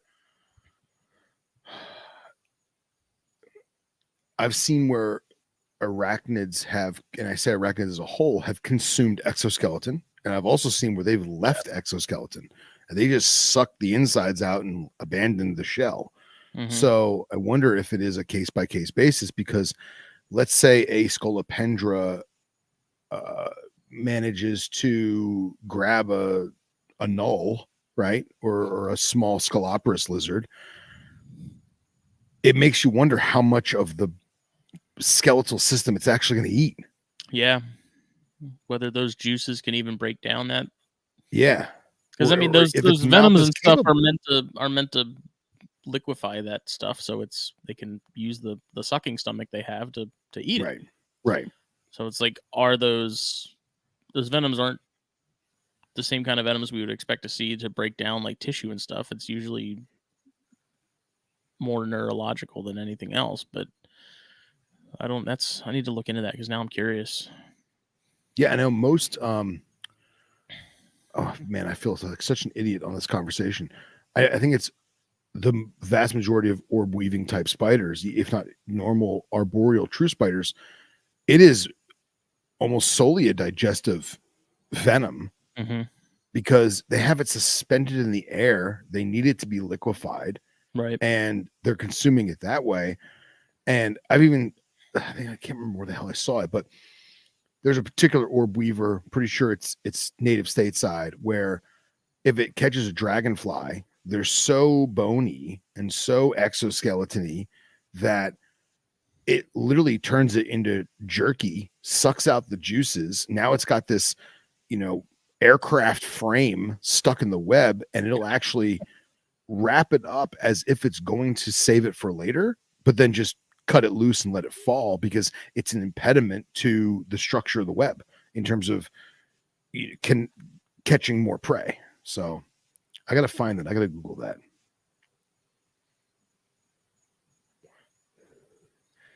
And yes, Scott, I was trying to show you the shirt earlier. Cordillidae, greatest of all lizard genuses. And it is a full visapparel shirt, Scott, FYI. Hunter, love you, brother. Thank you for the lovely compliments. I'm trying to Google whether or not. Is Neeser still in the chat? I don't know. So here's Have him jump in. Arachnoboard's post from 2009. It says, "How do tarantulas eat?" They have no mouths.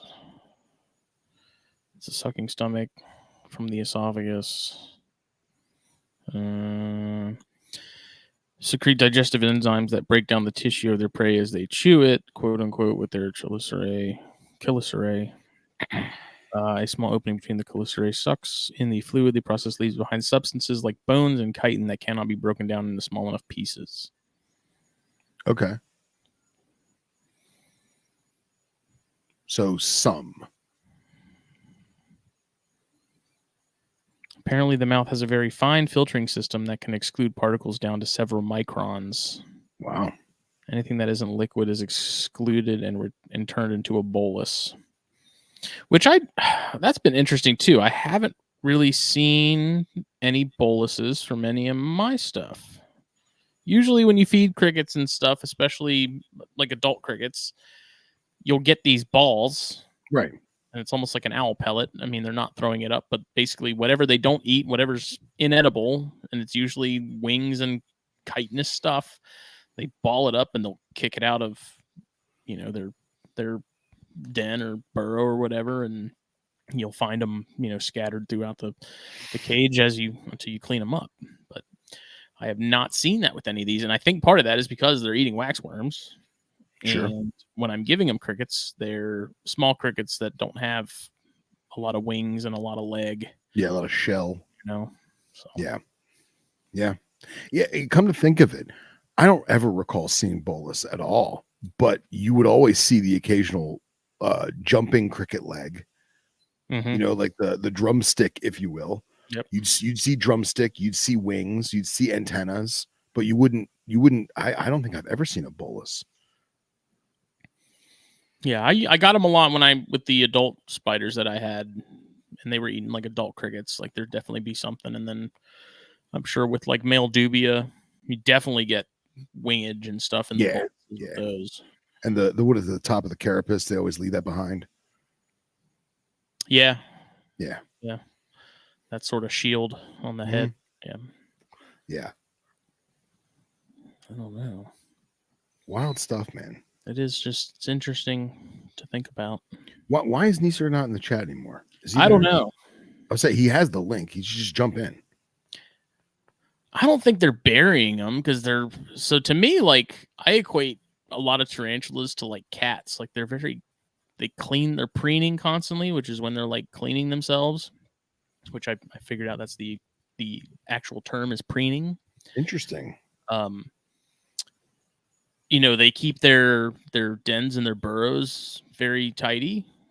So anytime I've had boluses, like from the big female regalis I had, years ago, like boluses would be outside her hiding spot all the time. Like there was never any sort of debris or anything like that in her den. Like it was always stuff she didn't want in there got kicked out. Okay.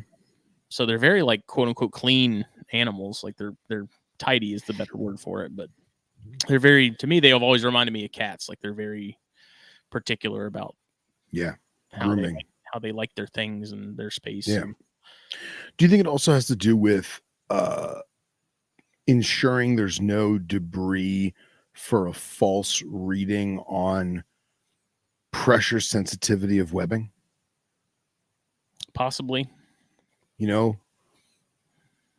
Like I make sure a lot of the orb weaver webs I've seen, like especially as we get later in the season when those things are everywhere, like they'll have a bunch of debris and stuff in their web, but I feel like theirs is so much more dependent on things getting caught in them and then struggling. Yeah. You immediately know where it is. Like when you're talking about something like a Chilobrachys fimbriatus, the Indian violets, like they web so much that something like that I feel like wouldn't really matter because they've become pretty much their entire enclosure and they've got to beat on everything that's going on in there. But something that doesn't web as heavily, like the Poecilotheria and stuff, like maybe that is a factor in it. but the sensory ability of touch for spiders is just unbelievable in the first place. Like they can detect the smallest, like microscopic drafts of air and stuff. It's wild. That's why we say don't breathe on them. Dude, I've had so many evics go flying because someone was like, "Oh, that's interesting," you know. And just going back to being clean and tidy, I don't do trapdoors, man. Trapdoors freak me out. It's too creepy. I'm not about it, but it is fascinating. It's wild. It is fascinating to see the snares being immaculate, like no leaves, no debris, no nothing. All the snares are just perfect strands of silk and web, and it's super cool, man. But they're way too creepy for me to be that close. We all have our limits. Really want to get my hands on some of the southerns that we have here. I have a feeling they're probably everywhere, but you don't see them. Yeah, because it's like sulfuges down by me, dude. There's like a handful of sulfuges really in my area. Yeah, and like I have a couple buddies that they'll walk the canals at night with flashlights, and they've learned what tint of eye shine is the camel spiders and not like hogna, because dude, we have hogna everywhere. Yeah, there's like glitter on the ground here when you shine a flashlight. It's insane. Yeah. And actually my one friend who's super big on fish eating spiders, and he keeps like 3 or 4 different local species of fish eater, and dude, we went out one time and I didn't know we had such a spider, like big. I mean, a solid almost 3 inches in diameter, just floating on the surface of the water, just waiting for the perfect little vernal pool fish to snatch it up. And I mean, he collects them and he feeds them guppies and all kinds of stuff. That's way above my pay grade. But I've never seen a sulfugid, but he says that he can tell the eye shine color different, and they're not big. I mean, they're maybe an inch, if not 3/4 of an inch max. And the ones he showed me are really, really dark brown, almost to the point of black. Those things I'm not into those. I think they're those awesome. Are kind of up there with centipedes for me. Oh no, man, sulfuges are great. It's the constant the sawing that just I love it. I love it. It gives me the willies. Yeah, man, I'm all about it. Anybody who's been doing arachnids long enough, they know who Todd Gearhart is. And Todd Gearhart, he don't know me from Adam, but when I was just getting into it and I was a young invert keeper, I had got some camel spiders from Underground or Strictly or somebody, and I messaged him. I was like, "Hey man, I got these," and this was on arachnoboards back in the day. I was like, "Hey man, I got these, and no one wants to help me with any information. I know this, I know that. I looked at this website, I looked in this book," and he basically said that if you can keep it alive longer than 6 months, you're an expert. And I was like, "Really?" I said, "What's the longest you've ever kept it alive?" He goes, 6 months. So, and I mean, and he was the authority. So, yeah, I don't think if I did find a local one, I don't think I would keep it as a pet. I think I would just, get some pictures, enjoy it, say I saw it. But those little bastards are fast too. Yeah. Seen the ones in Texas? They were like scamper. Yeah. Ugh. These things are bizarre. Fucking strange planet, man. Yeah. Dude, think about if we ever found another planet that had life like this. Dude, it took us hundreds if not thousands of years, and we still haven't found every single species. Imagine another planet and how bizarre that'll be. Jesus. And the fact that we now have to start from scratch and realize what can kill us and what can't. Yeah, exactly. I think about that all the time, about like when colonists and stuff first got here, and when like Europeans first got here. It's like they literally are on another planet. Like the first time you see a rattlesnake, someone had to be the one to pick it up and be like, "Oh, that's cool, let's check it out," and like play with it, and then get bit. and Yep. die a horrible death. Yep. Someone had to be that guinea pig, Well, unfortunately. dude, and not even that. Mushrooms. Like, hey, bro, eat this mushroom. Okay. Dead. You know? Now we know.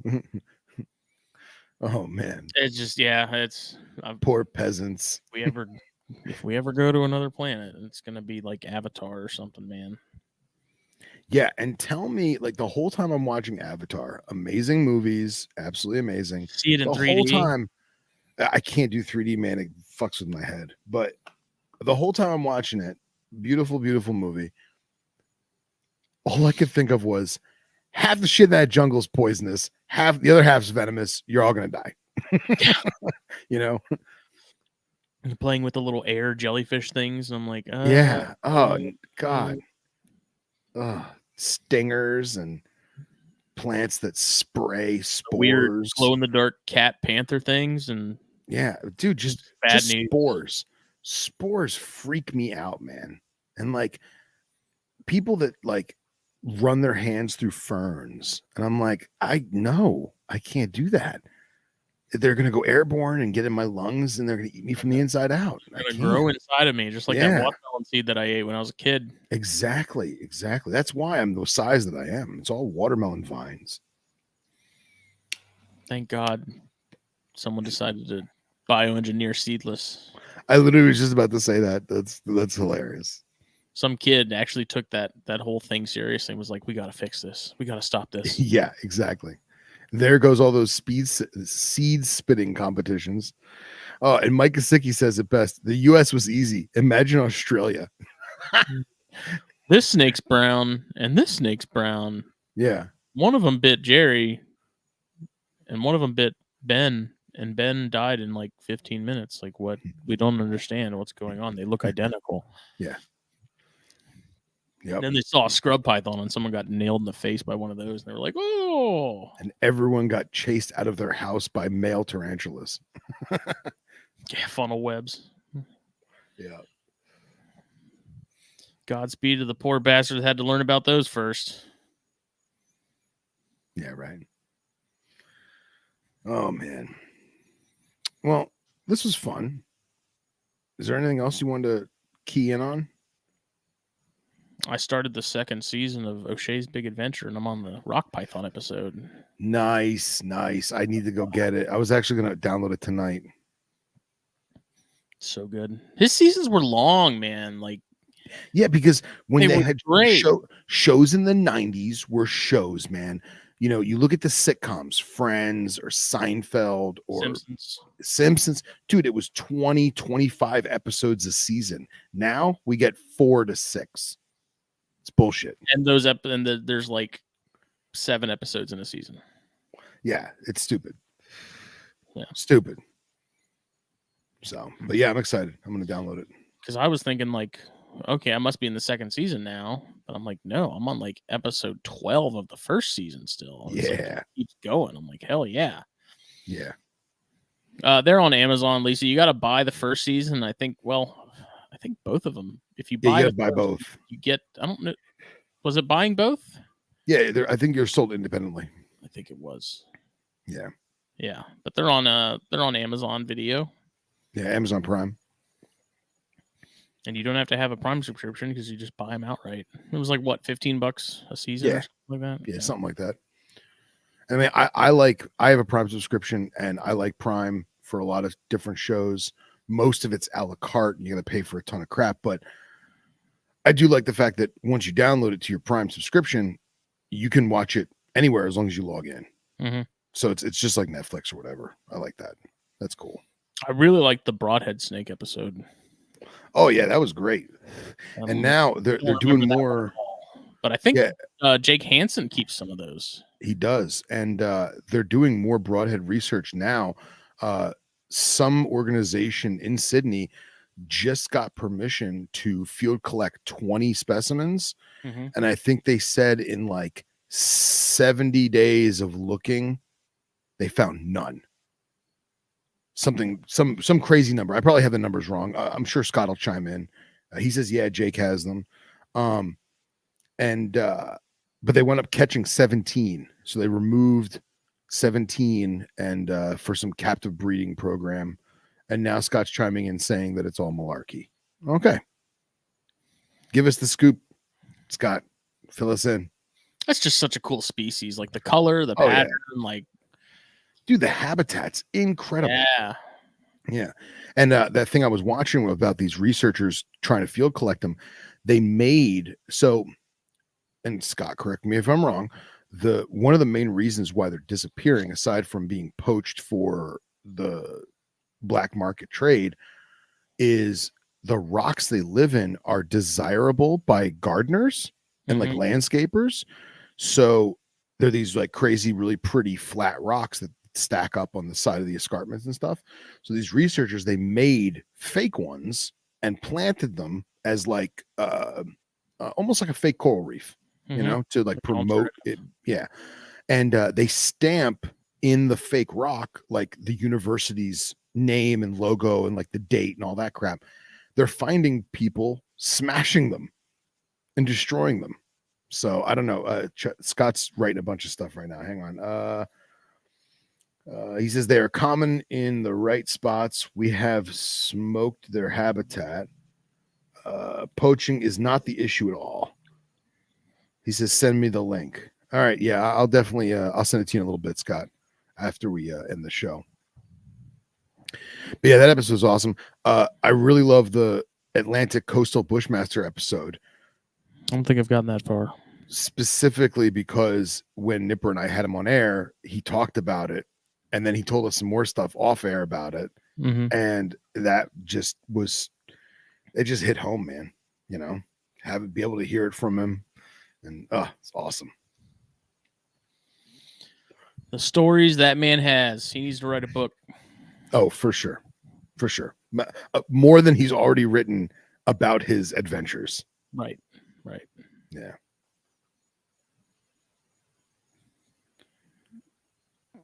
So, do you want Scott to explain?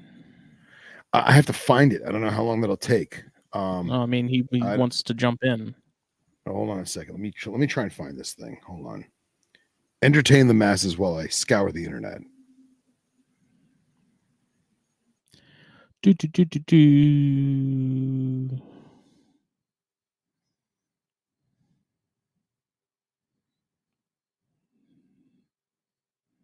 Good Lord. Load.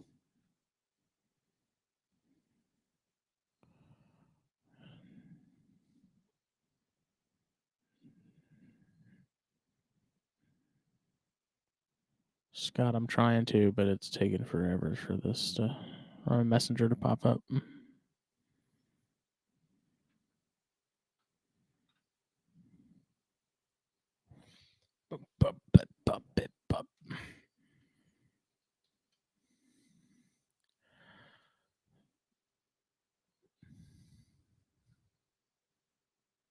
Come on.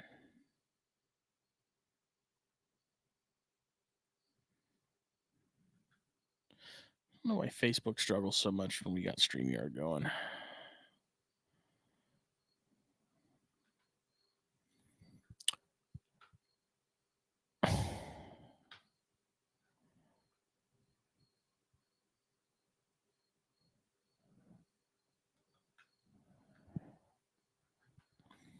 The name of the series is O'Shea's Big Adventure.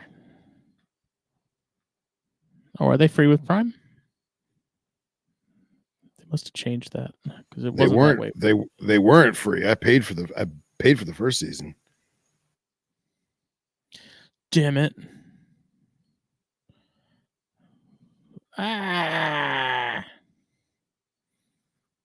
Scott, I'm trying to. It's Facebook's killing me, man.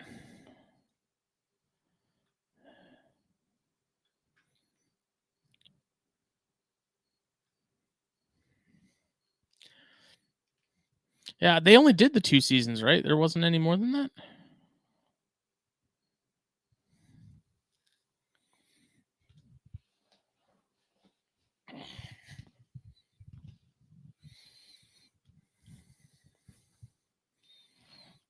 We have the IPER report incoming.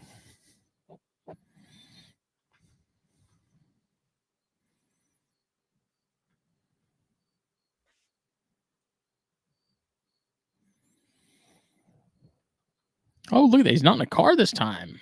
Not in the car. He's home. No, I'm in the office. So Working hard.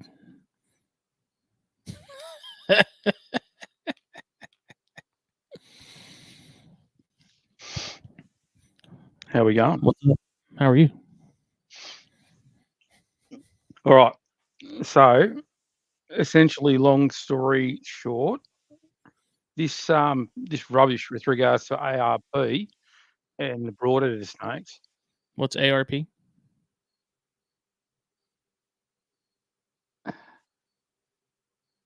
I've got the worst feedback going on here. Hang on a second. I'm going to figure out what the fuck's going on.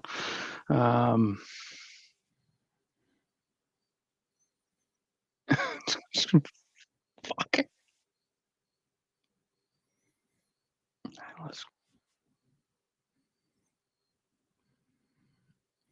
I've heard of AARP. I don't think it's the same thing.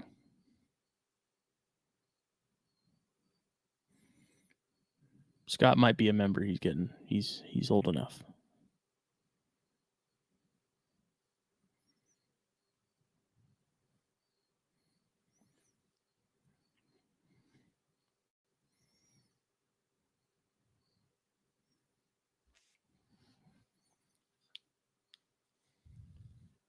Right, I know what I did wrong. That's all right. Rookie fucking error. Sorry, guys. Oh, I thought you were a professional, Scott. Yes, so did I. What's ARP? Okay, so ARP is the Australian Reptile Park, right? Okay. So Australian Reptile Park are a decent bunch of people. They know what they're doing, but they love fucking pushing shit uphill for the sake of it, right? Broadheaded snakes are in the shit, but they're not in the shit from poaching or anything like that. They don't get poached. Every single one that's in captivity has got genetic history on it, right? So literally, someone's stupid enough to go and poach a fucking broadheaded snake, they can do the genetics on it. They can tell exactly what fucking rock face it came from. Right. So they don't get poached. However, they did a heap of bush things. So people used to take the rocks and put them in their fucking garden, and it completely screwed the system. Now, ARP has this thing called Aussie Arc, right? And Aussie Arc's this fucking thing that they're using for conservation, and they breed species to try and release back into the wild, but they're not really releasing it back into the wild for the most part. They're just collecting them en masse, and then eventually that's what they're going to do. The broadheaded snakes don't need collection. They're doing fine where they are. There's no need for it. They're not collecting them anywhere else. Every other zoo in the country that was breeding broadheaded snakes have stopped breeding them because they're not releasing them anywhere. So Melbourne Zoo had a breeding population. Ballarat Wildlife Park had a breeding population. Taronga Zoo had a breeding population. Hillsville Sanctuary had a breeding population. They were all collected off various ridges, so they knew exactly where they were from, and they stopped breeding them because there was no point in releasing them. They weren't releasing them anywhere. Right. There's been long-term studies by John O. Webb and co., which is what O'Shea went on. He actually went out with Jonathan Webb onto some of those things off Moreton, in Moreton National Park, and they were going out there and they were doing surveys and they were doing some of the initial habitat assessments on the rest of them. You know, they're in I mean, seeing that habitat stuff that they were in, though, it's like, how are people even getting to some of that stuff to get the rocks for their gardens in the first place? I mean, obviously, that's what Sydney is. Sydney's sit in a whole heap of sandstone cliffs. It sits within sandstone cliffs, right? So there's literally barriers within the suburbs of Sydney that are rock ridges, right? And you used to get fucking broadheaded snakes right down onto the foreshore of Sydney Harbour. Right. Wow. It's just that we've completely fucking trashed the site now, and they don't deal with habitat too well. So now you still get them. They come into people's houses on call-outs and shit like that are in the Blue Mountains and Nowra and all those sorts of places. Beautiful snakes. They're really cool. Yeah, they're gorgeous. And I think Jake's got a couple cantankerous different things. species, right?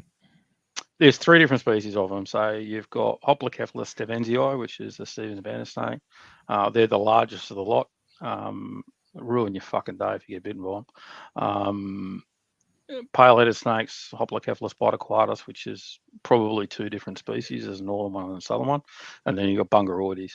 And then there's another one that hasn't been placed in Hoplocephalus yet, but it will eventually be in Hoplocephalus. It's called Paraplocephalus atriceps from Western Australia, the Lake Cronin snake. So, yeah, all of these are amazing arboreal elapids. They get to about sort of 3 feet long, eat small mice, mainly lizards when they're younger. They all go through some pretty interesting seasonal shifts in regards to their habitat utilization. So in winter, they sit under rocks. In summer, those same snakes disappear from the rocks and they go into the trees. Hmm. All right. Wow. And so one of the things that people fuck up when they go looking for broadhead snakes at this time of year is they go and flip rocks for the fucking things, and then they wonder why they can't find them. Well, they're not in the fucking rocks; they're in the trees. The morons. You know? Interesting. Well, so it was Aussie Arc. Makes for a good fucking argument though to say, oh, we went looking for broadhead snakes and we spent 17 days. Oh, we lost his audio. Yeah, your mic cut out.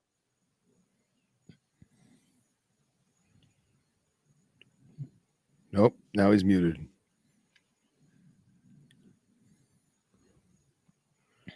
Do do do do do. It sounded like the cord got unplugged, Scott. And you are muted now anyway. So you gotta plug it back in.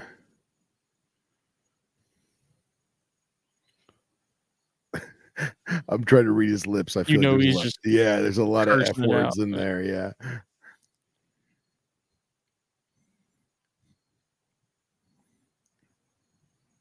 Does he look like he's getting redder? Nope. Still disconnected, Bubba. You're unmuted, but we can't hear anything you're saying.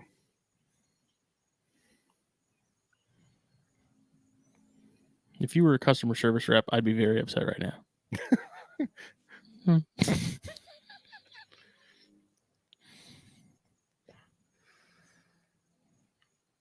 He comes back on. He's got a Bangalore accent.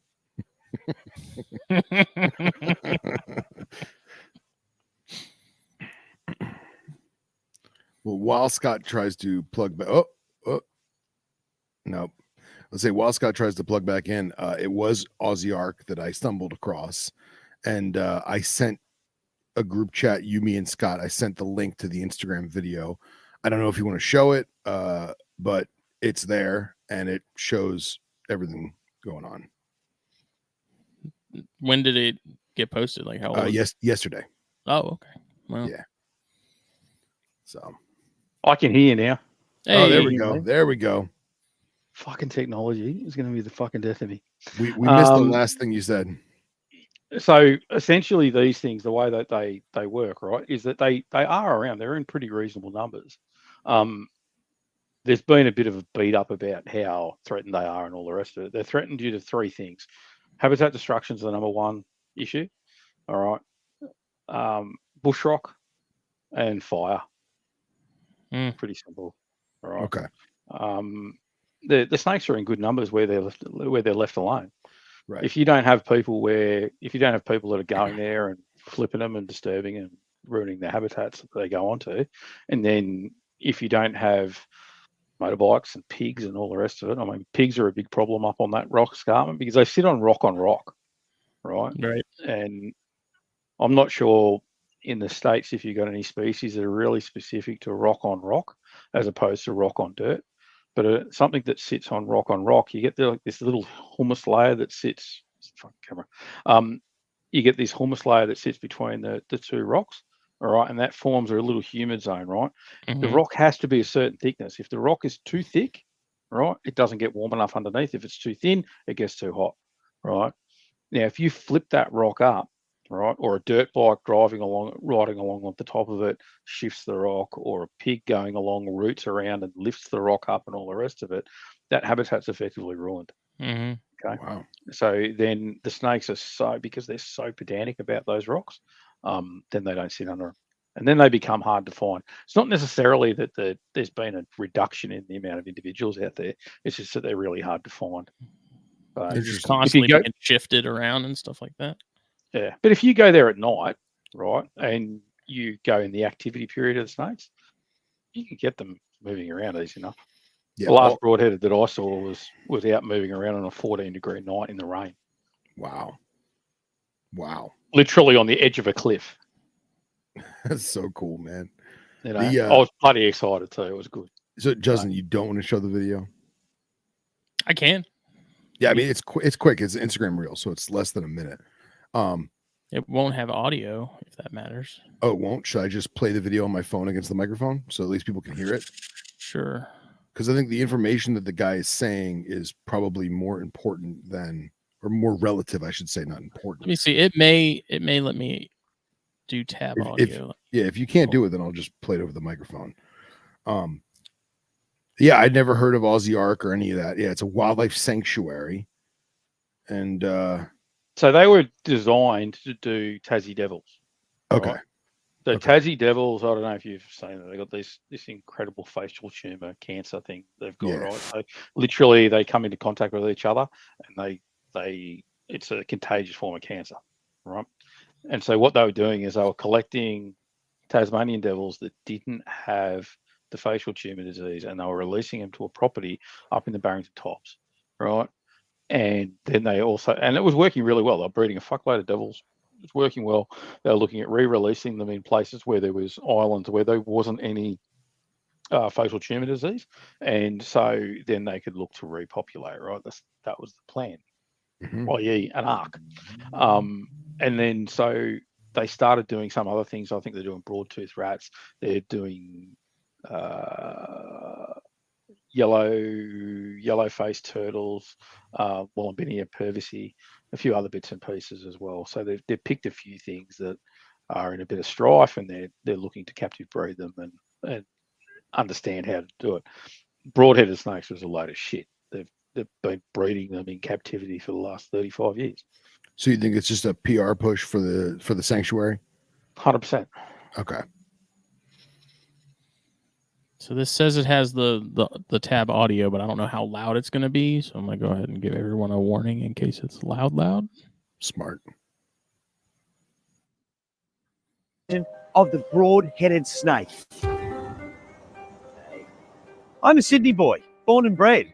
And from where I was born and where I lived, if I look to the south, west or north, it's broad-headed snake country. So for me, they're very close to home. We have a conservation license to collect 20 snakes. Our project partner is Jonathan Webb. I'm a wildlife ecologist and I've been studying broad-headed snakes for 32 years. I was fascinated with snakes and I wanted to know why the broad-headed snake was endangered. It just seemed like a great mystery that I wanted to solve. Broad-headed snakes are iconic because they have a really small geographic distribution. They were once really common on Sydney Harbour foreshores, but sadly they've declined in the last 200 years. And one of the biggest drivers of their decline is removal of bush rocks for landscaping. Even some of the artificial rocks placed in the environment by researchers, scientists, to help the snakes provide habitat are vandalised or removed or destroyed. The snake is now critically endangered. We started searching for snakes in early winter, scouring the beautiful sandstone and heathy rock escarpments of coastal New South Wales, and that's where the snakes call home. Looks like Tennessee. It was very easy to be distracted by the spectacular scenery, but that's Yolwall Plateau too, which is where we I stayed saw laser focused. We covered many kilometres. We navigated difficult terrain. We turned thousands of rocks. But sadly, we didn't find one single snake.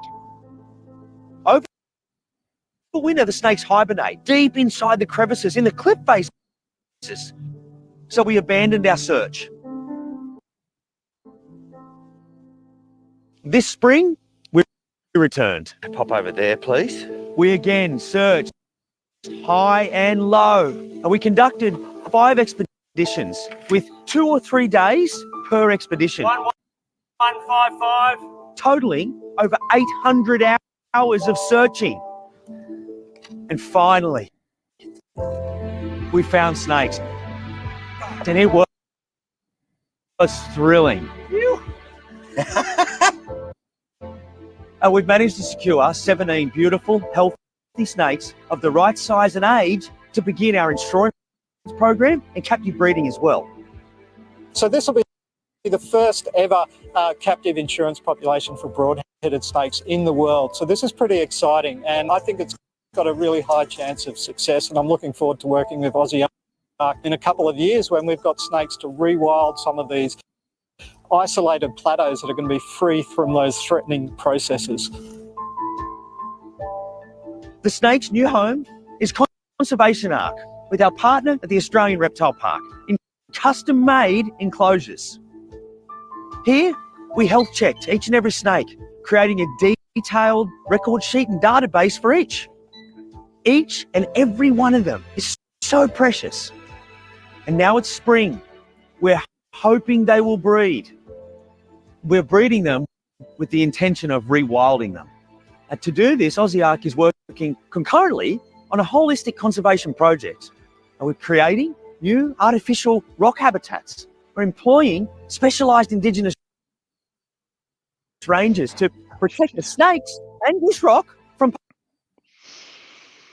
poaching and habitat destruction. I think you can cut it, Justin. It's fucking hard to watch, mate. Yeah, it's a little bit choppy. A little bit choppy. Oh, fuck the choppiness. It was just the shit that was coming out of Tim Faulkner's mouth. He's very much trying to invoke the Steve Wirren excitement. Look, what I have an issue with, right, is look, if it was valid, if the information was valid, then yeah, fucking knock yourselves out, do something about it. But the fucking information's flawed. It's fucking rubbish. You know, and the rubbish, oh, they're in deep fucking crevices in winter. That's wrong. John O. Webb's own fucking studies demonstrate that that's not the case. And he's their advisor. Interesting. All right. Like John O. did his PhD on broad-headed snakes. All right. And all that stuff is fucking published in the literature. And the one thing that John O. put down is, and he suggested it, and it's been refuted numerous fucking times by numerous people, including people like Hal Cogger and Glenn Shea and a few others, that fucking poaching is not an issue for broad-headed snakes. The reality of it is in this country, we've got maybe 30 people, 40 people keeping broad-headed snakes in this country. Mm-hmm. Right? I can go and buy broad-headed snakes tomorrow if I want them. I don't want the fucking things. Most people in captivity who keep venomous snakes do not want to keep broad-headed snakes because there's this stupid hyper-focus from the wildlife departments about it, right? And they come out and they decide that they want to visit you and they want to do genetic work and they want to make sure that you're doing the right thing. Well, people just go, fuck, you know what? I can't be fucked. I don't keep the fucking things. Yeah. They're a beautiful snake to look at, but they're fucking horrible. As a snake to keep, they're a horrible thing to keep. All they want to do, they're, you know, at 2.5 feet long, the average one's 2.5 feet long, that just want to bite you the whole time. Anti-venom doesn't work real well for them, right? And it's just a terrible bite. They're a terrible size. They're not fun to deal with. They don't sit out or anything like that. They sort of sit back into their enclosures, so you don't get to see much of them or anything like that as well. They're not an interesting animal to keep. You know, I suppose the best way I could describe it is imagine keeping a 2-foot long forest cobra. Yeah. Yeah. Right. It's just shit. You know. It's just unpleasant. Yeah. It's just not a fun thing to deal with. You know, look, don't get me wrong. Some people like getting fucking struck at and all the rest of it, and that's fine. More power to you, but I just can't be fucked with it. So then, And most people can't. Why would they exaggerate or flat out lie about them being the only facility to do it when all these other zoos and institutions have done it? Right. I can fucking see if you've got my Australasian leopards book there, right? I do. If you grab that off the shelf and you look in the references, right? There's a reference in there from Swan and Burkett, right? Captive breeding and management of the broad-headed snake Hoplocephalus bungaroides in Melbourne Zoo and Hills Sanctuary. Nice. Back published in 2009, and it talks all about all the shit that we're talking about right now. Wow. So, oh yeah, okay, he's only 15 years late. Right. So all of this stuff, and this is, and Aussie Ark have got a fucking, they do this a lot, right? I've got a couple of mates who used to work for ARP, and, you know, guys, Phil, you know some of them, Okay. right? You talk to Jake Meany and you ask him what he thinks of, well, he doesn't work at ARP anymore, right? Duly noted. Okay. Dan Rumsey, who's in the Sunshine Coast Snake Catchers. You know, some of the guys at ARP are great, right? And there's some really good herpers there, and the facility's great as well. But they've got this idea that, you know, the best thing we can do is pretend that these animals are, you know, if we don't do something about it, they're going to fall off the perch and all the rest of it. If we leave fucking things alone and we conserve the environment properly, they'll be fine too. It sounds like some other non-for-profit organizations that I will remain nameless on this podcast, who are simply pandering for grants and government funding to further their annual budget as a PhD. Well, look, they've got the ability to do some really good things, and they do some good things. Like the stuff for the Tassie Devils is brilliant. Yeah. Right. I don't have a problem with them doing some stuff to try and reintroduce broadhead snakes, but don't pretend that you're saving the fucking species, because you're not. Yeah.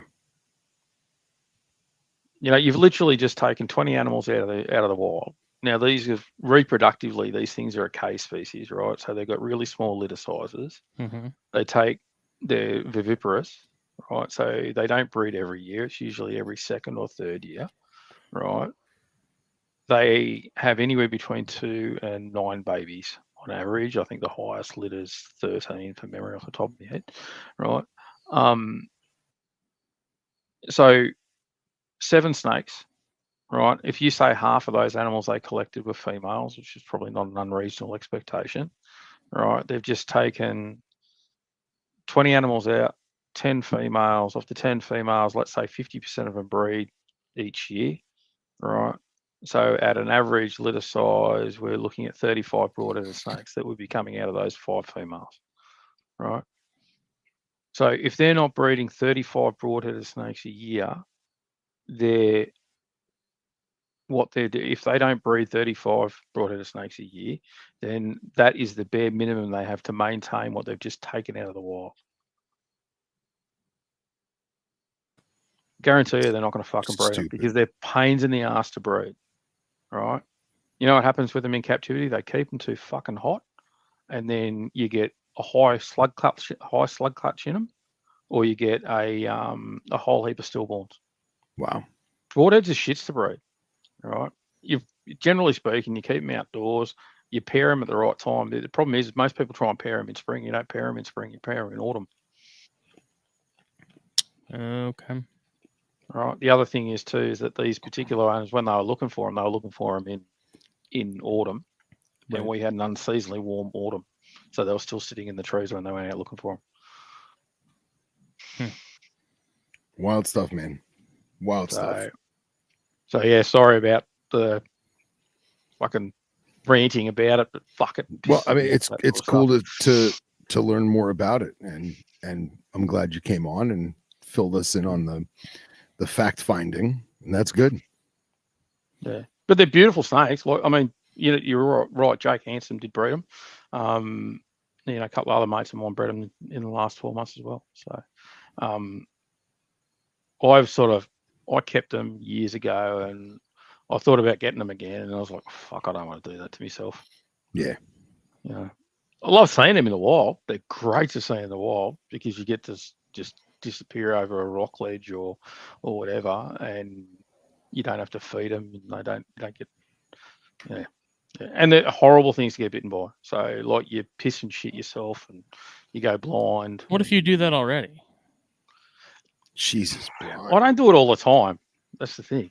You just wear Depends. Problem solved. Yeah. So I've got a mate who got smacked by a Stevens 30 centimeters long and hit him on the chest. Oof. Right. So he was hooking it like this. Hey, where's the fucking camera? Find the camera there somewhere. Didn't Fry get hit by one of those at 1.2? Yeah, Fry got hit by Stevens as well. That was the one that gave him the really weird. Yeah, really weird dreams and all the rest of the shit. Yeah. So anyway, he was hooking this thing, and as he's brought it towards him to move it, it just lashed out and hit him on the chest. Now this guy was 6'6". He pissed and shit himself within 30 seconds and went blind. What? And then collapsed on the floor. Wow. Right. And was sitting there fucked and didn't know what to do. And then eventually got to hospital, got taken to hospital. Tiger snake antivenom and come good. But we had someone die at Dorrigo into, I think it was 2019, I think it was. Someone died from a Stevens bandit. Mm-hmm. We had huge floods at the time. He got banged thinking it was a python. Banged him on the thumb and he died about 12 hours later because they couldn't get him out, couldn't get him to hospital because we were flooded in. So is there not any specific to those? No. The only people that get bitten by them pretty much are people that are picking them up. Mm-hmm. So, the easiest way to not die from them is not to pick them up. Wise words. They're an arboreal elapid, right? So if you've got an elapid that's arboreal, picking them up by the tail, how well does picking up members by the tail go for you? It doesn't go well, does it? No. It doesn't go well. It's not the sort of thing you do. Yeah, exactly. And the other thing is too, right? It's all back to front to what we're used to dealing with here in Australia, right? So, keep your hook down in Australia, right? Except when you're working with something arboreal and you put your hook up, right? And so when you're working with a broadheaded snake, your hook goes up, but everyone's taught to put their hand down. So what does this broadheaded snake do? He goes straight up the fucking hook. Yeah.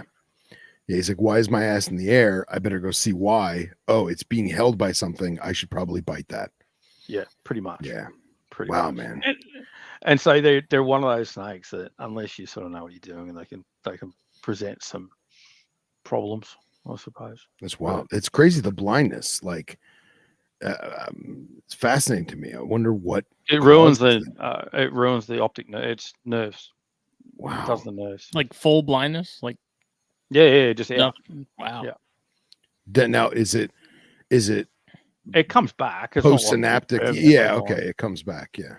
Yeah. It comes much back. like losing sense of smell and taste with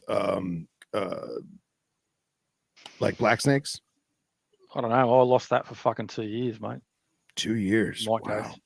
I had it from a collet snake. It bit me, and it was 2 years later before I got my sense of smell and taste back. Fucking hell. Yeah, she's red hot. we I'm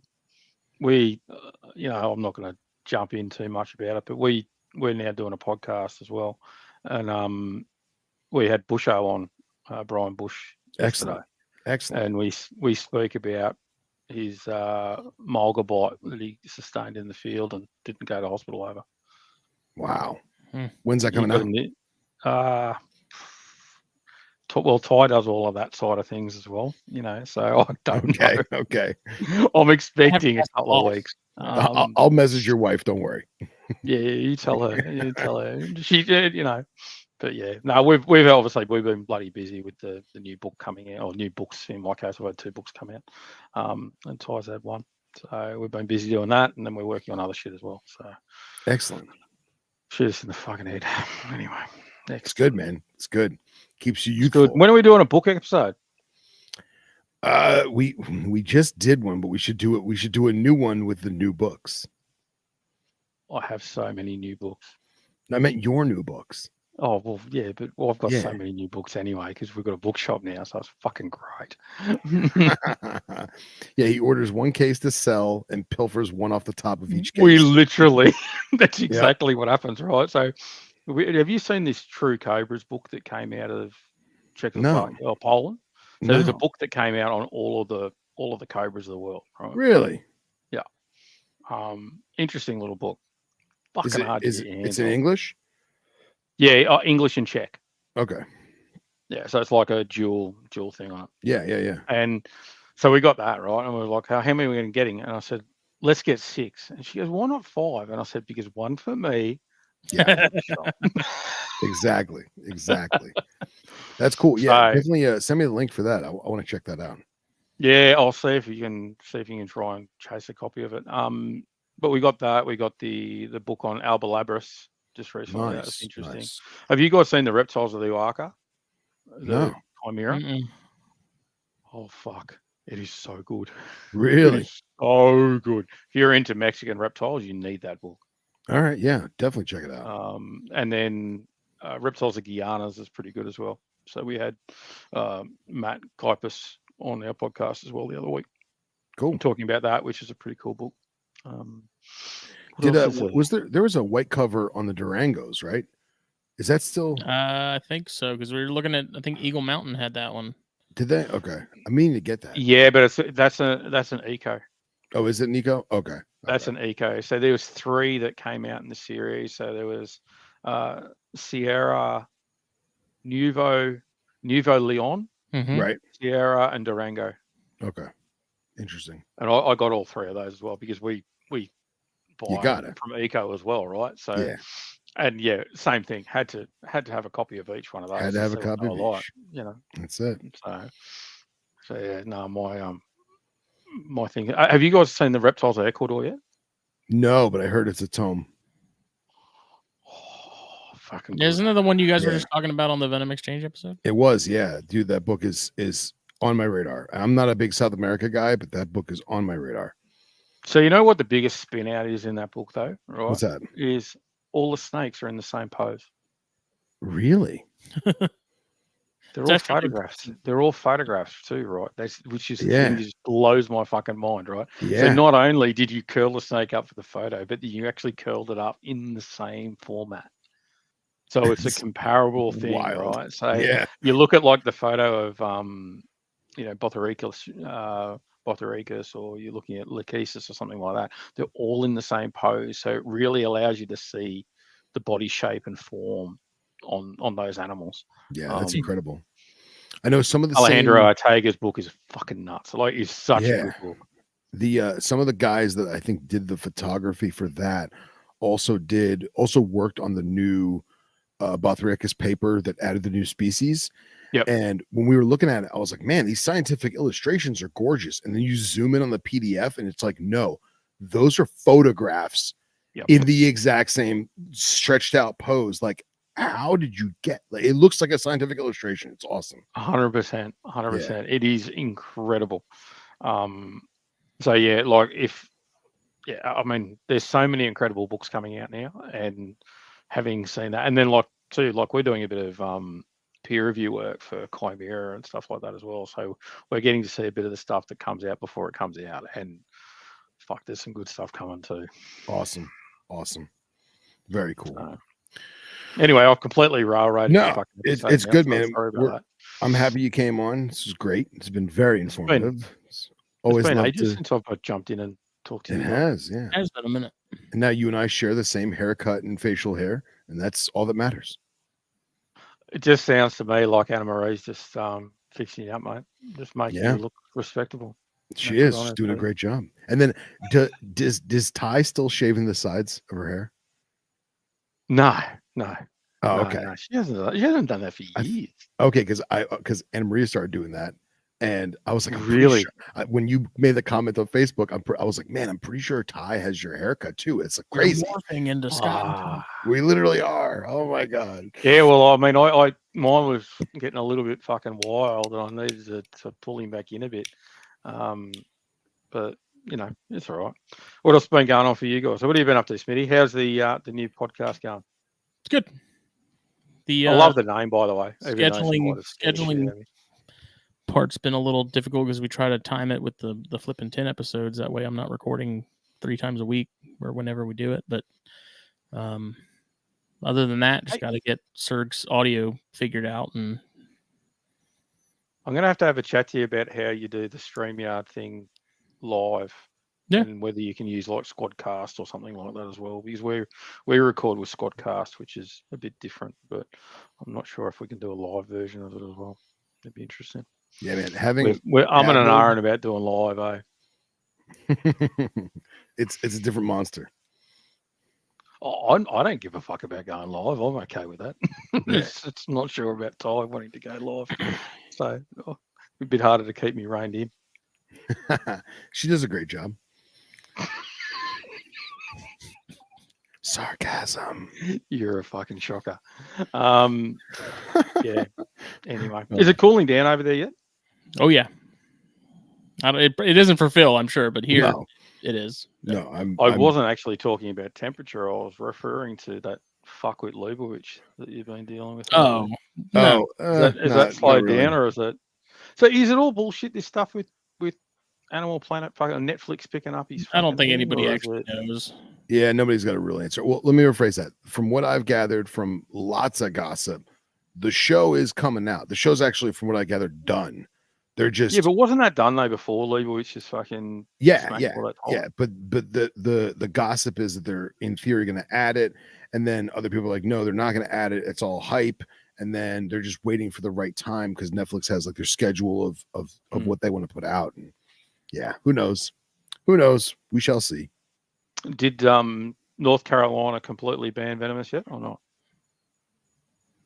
No, Because that's the other he's in thing they South said they were Carolina going to where do. I am, Emergency. but, There's emergency legislation or some shit coming through. I haven't heard anything. If we're gonna get anything, it's likely going to be in like January, Right. but I would not be surprised. Time will tell. Yeah, it's Well, whatever. if people want to find out if fucking free handling does cause fucking issues with that, that'll be a fucking case that people can point to. I Yeah, suppose, if it'll that be is the a case. case study. Yep. Yeah. Temperature wise, it is cooling down. It's very nice. Very Fair enough. pleasant. It's just starting to warm up here, so it's still cold, but All right. anyway, fun and games. Thank you Yeah. very much for letting me on and let me. Of fucking course. rant, Josh. Of course. It was good times, good fun. I'm glad we got to get from the horse's mouth, as they say. Yeah. We'll be back Thursday. I don't know what the plan is because we were going to do Arachnids last week, but that happened to be the same night as my anniversary, so that didn't happen. I mean, we basically did it tonight. Kind of, yeah. So I don't know what the plan is this week. I don't know if Jake has anything lined up already as far as Thursdays and stuff, but something's going to happen. I just don't know what. Cool. This episode, as always, is brought to you by blackboxcages.com. Check them out, Facebook, Instagram. Use the code THN24. Get a little bit of a discount, save on shipping, choose the pickup option, drive on up to Black Box, pick up your stuff, take it home, set it up, and enjoy it for the rest of your days. And then get some caffeine, because when you get tired of staring at the beauty and majesty that is the Black Box racks and cages that are in your home, you gotta recaffeinate and re-energize, and you do that with cold-blooded caffeine at coldbloodedcaffeine.com. And then Do you do that while you're wearing your Fluvius apparel shirt? yeah. So you might It gives it a different note when you're drinking the coffee. Yeah. you might I'm get feeling a- very underdone because we can't get Black Box cages over here in Australia, and yeah. I haven't it's- seen the Fluvius apparel. It's because It's they don't apparel in the they don't in the ship States. They don't ship to international. Australia. Yeah, God forbid, Nature point. for You, did an order of Fulvius, and then he could ship Mm. international collaboration. Mm. As long as No, you we're don't, not doing fucking apparel again. We've done that before. It's yeah, pain in but the this ass. is good. This is good. Apparently, this is No, it's not that. It's what the issue is, right? Is it simply when you're stocking it as a store, right, as opposed to drop shipping, is let's say you like a design, right? then you've got to have fucking 2 of every size, of every fucking color. It's just a pain in the ass, you know. And I'd buy it if it was in that color. It's like, yeah, okay, fuck it. Well, it's not, so Don't shut do up. it anymore. No. Pretty much. Yeah. I'd love to fucking, yeah. I stopped international shipping because I got too many orders of people from Europe that complained when they got their parcel and then they had to pay the postman to get it. And I'm like, I don't know what you want me to do about that. Like, my government already taxes me out the ass for everything. I'm not paying yours too. I'm sorry. Like, it's not Fair enough. not happening. Fair enough. I'm sorry you don't know how your own postal system works. I don't know how it works either. But for the love of God, I got tired. Like, I'm not playing this game again. Like, I would no, I'm gonna have to organise some shit sent over and then buy somebody somehow, because you got way too many cool designs for me not to be rocking something like that. I need to get you the ball python shirt. Fuck you very much.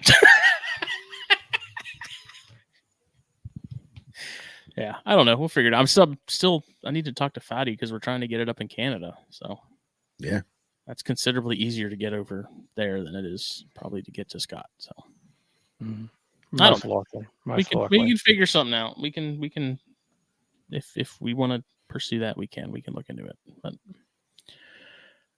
anyway, getting back to your percolation about coffee and amazing cake. Yeah. Affiliate blends, house blends.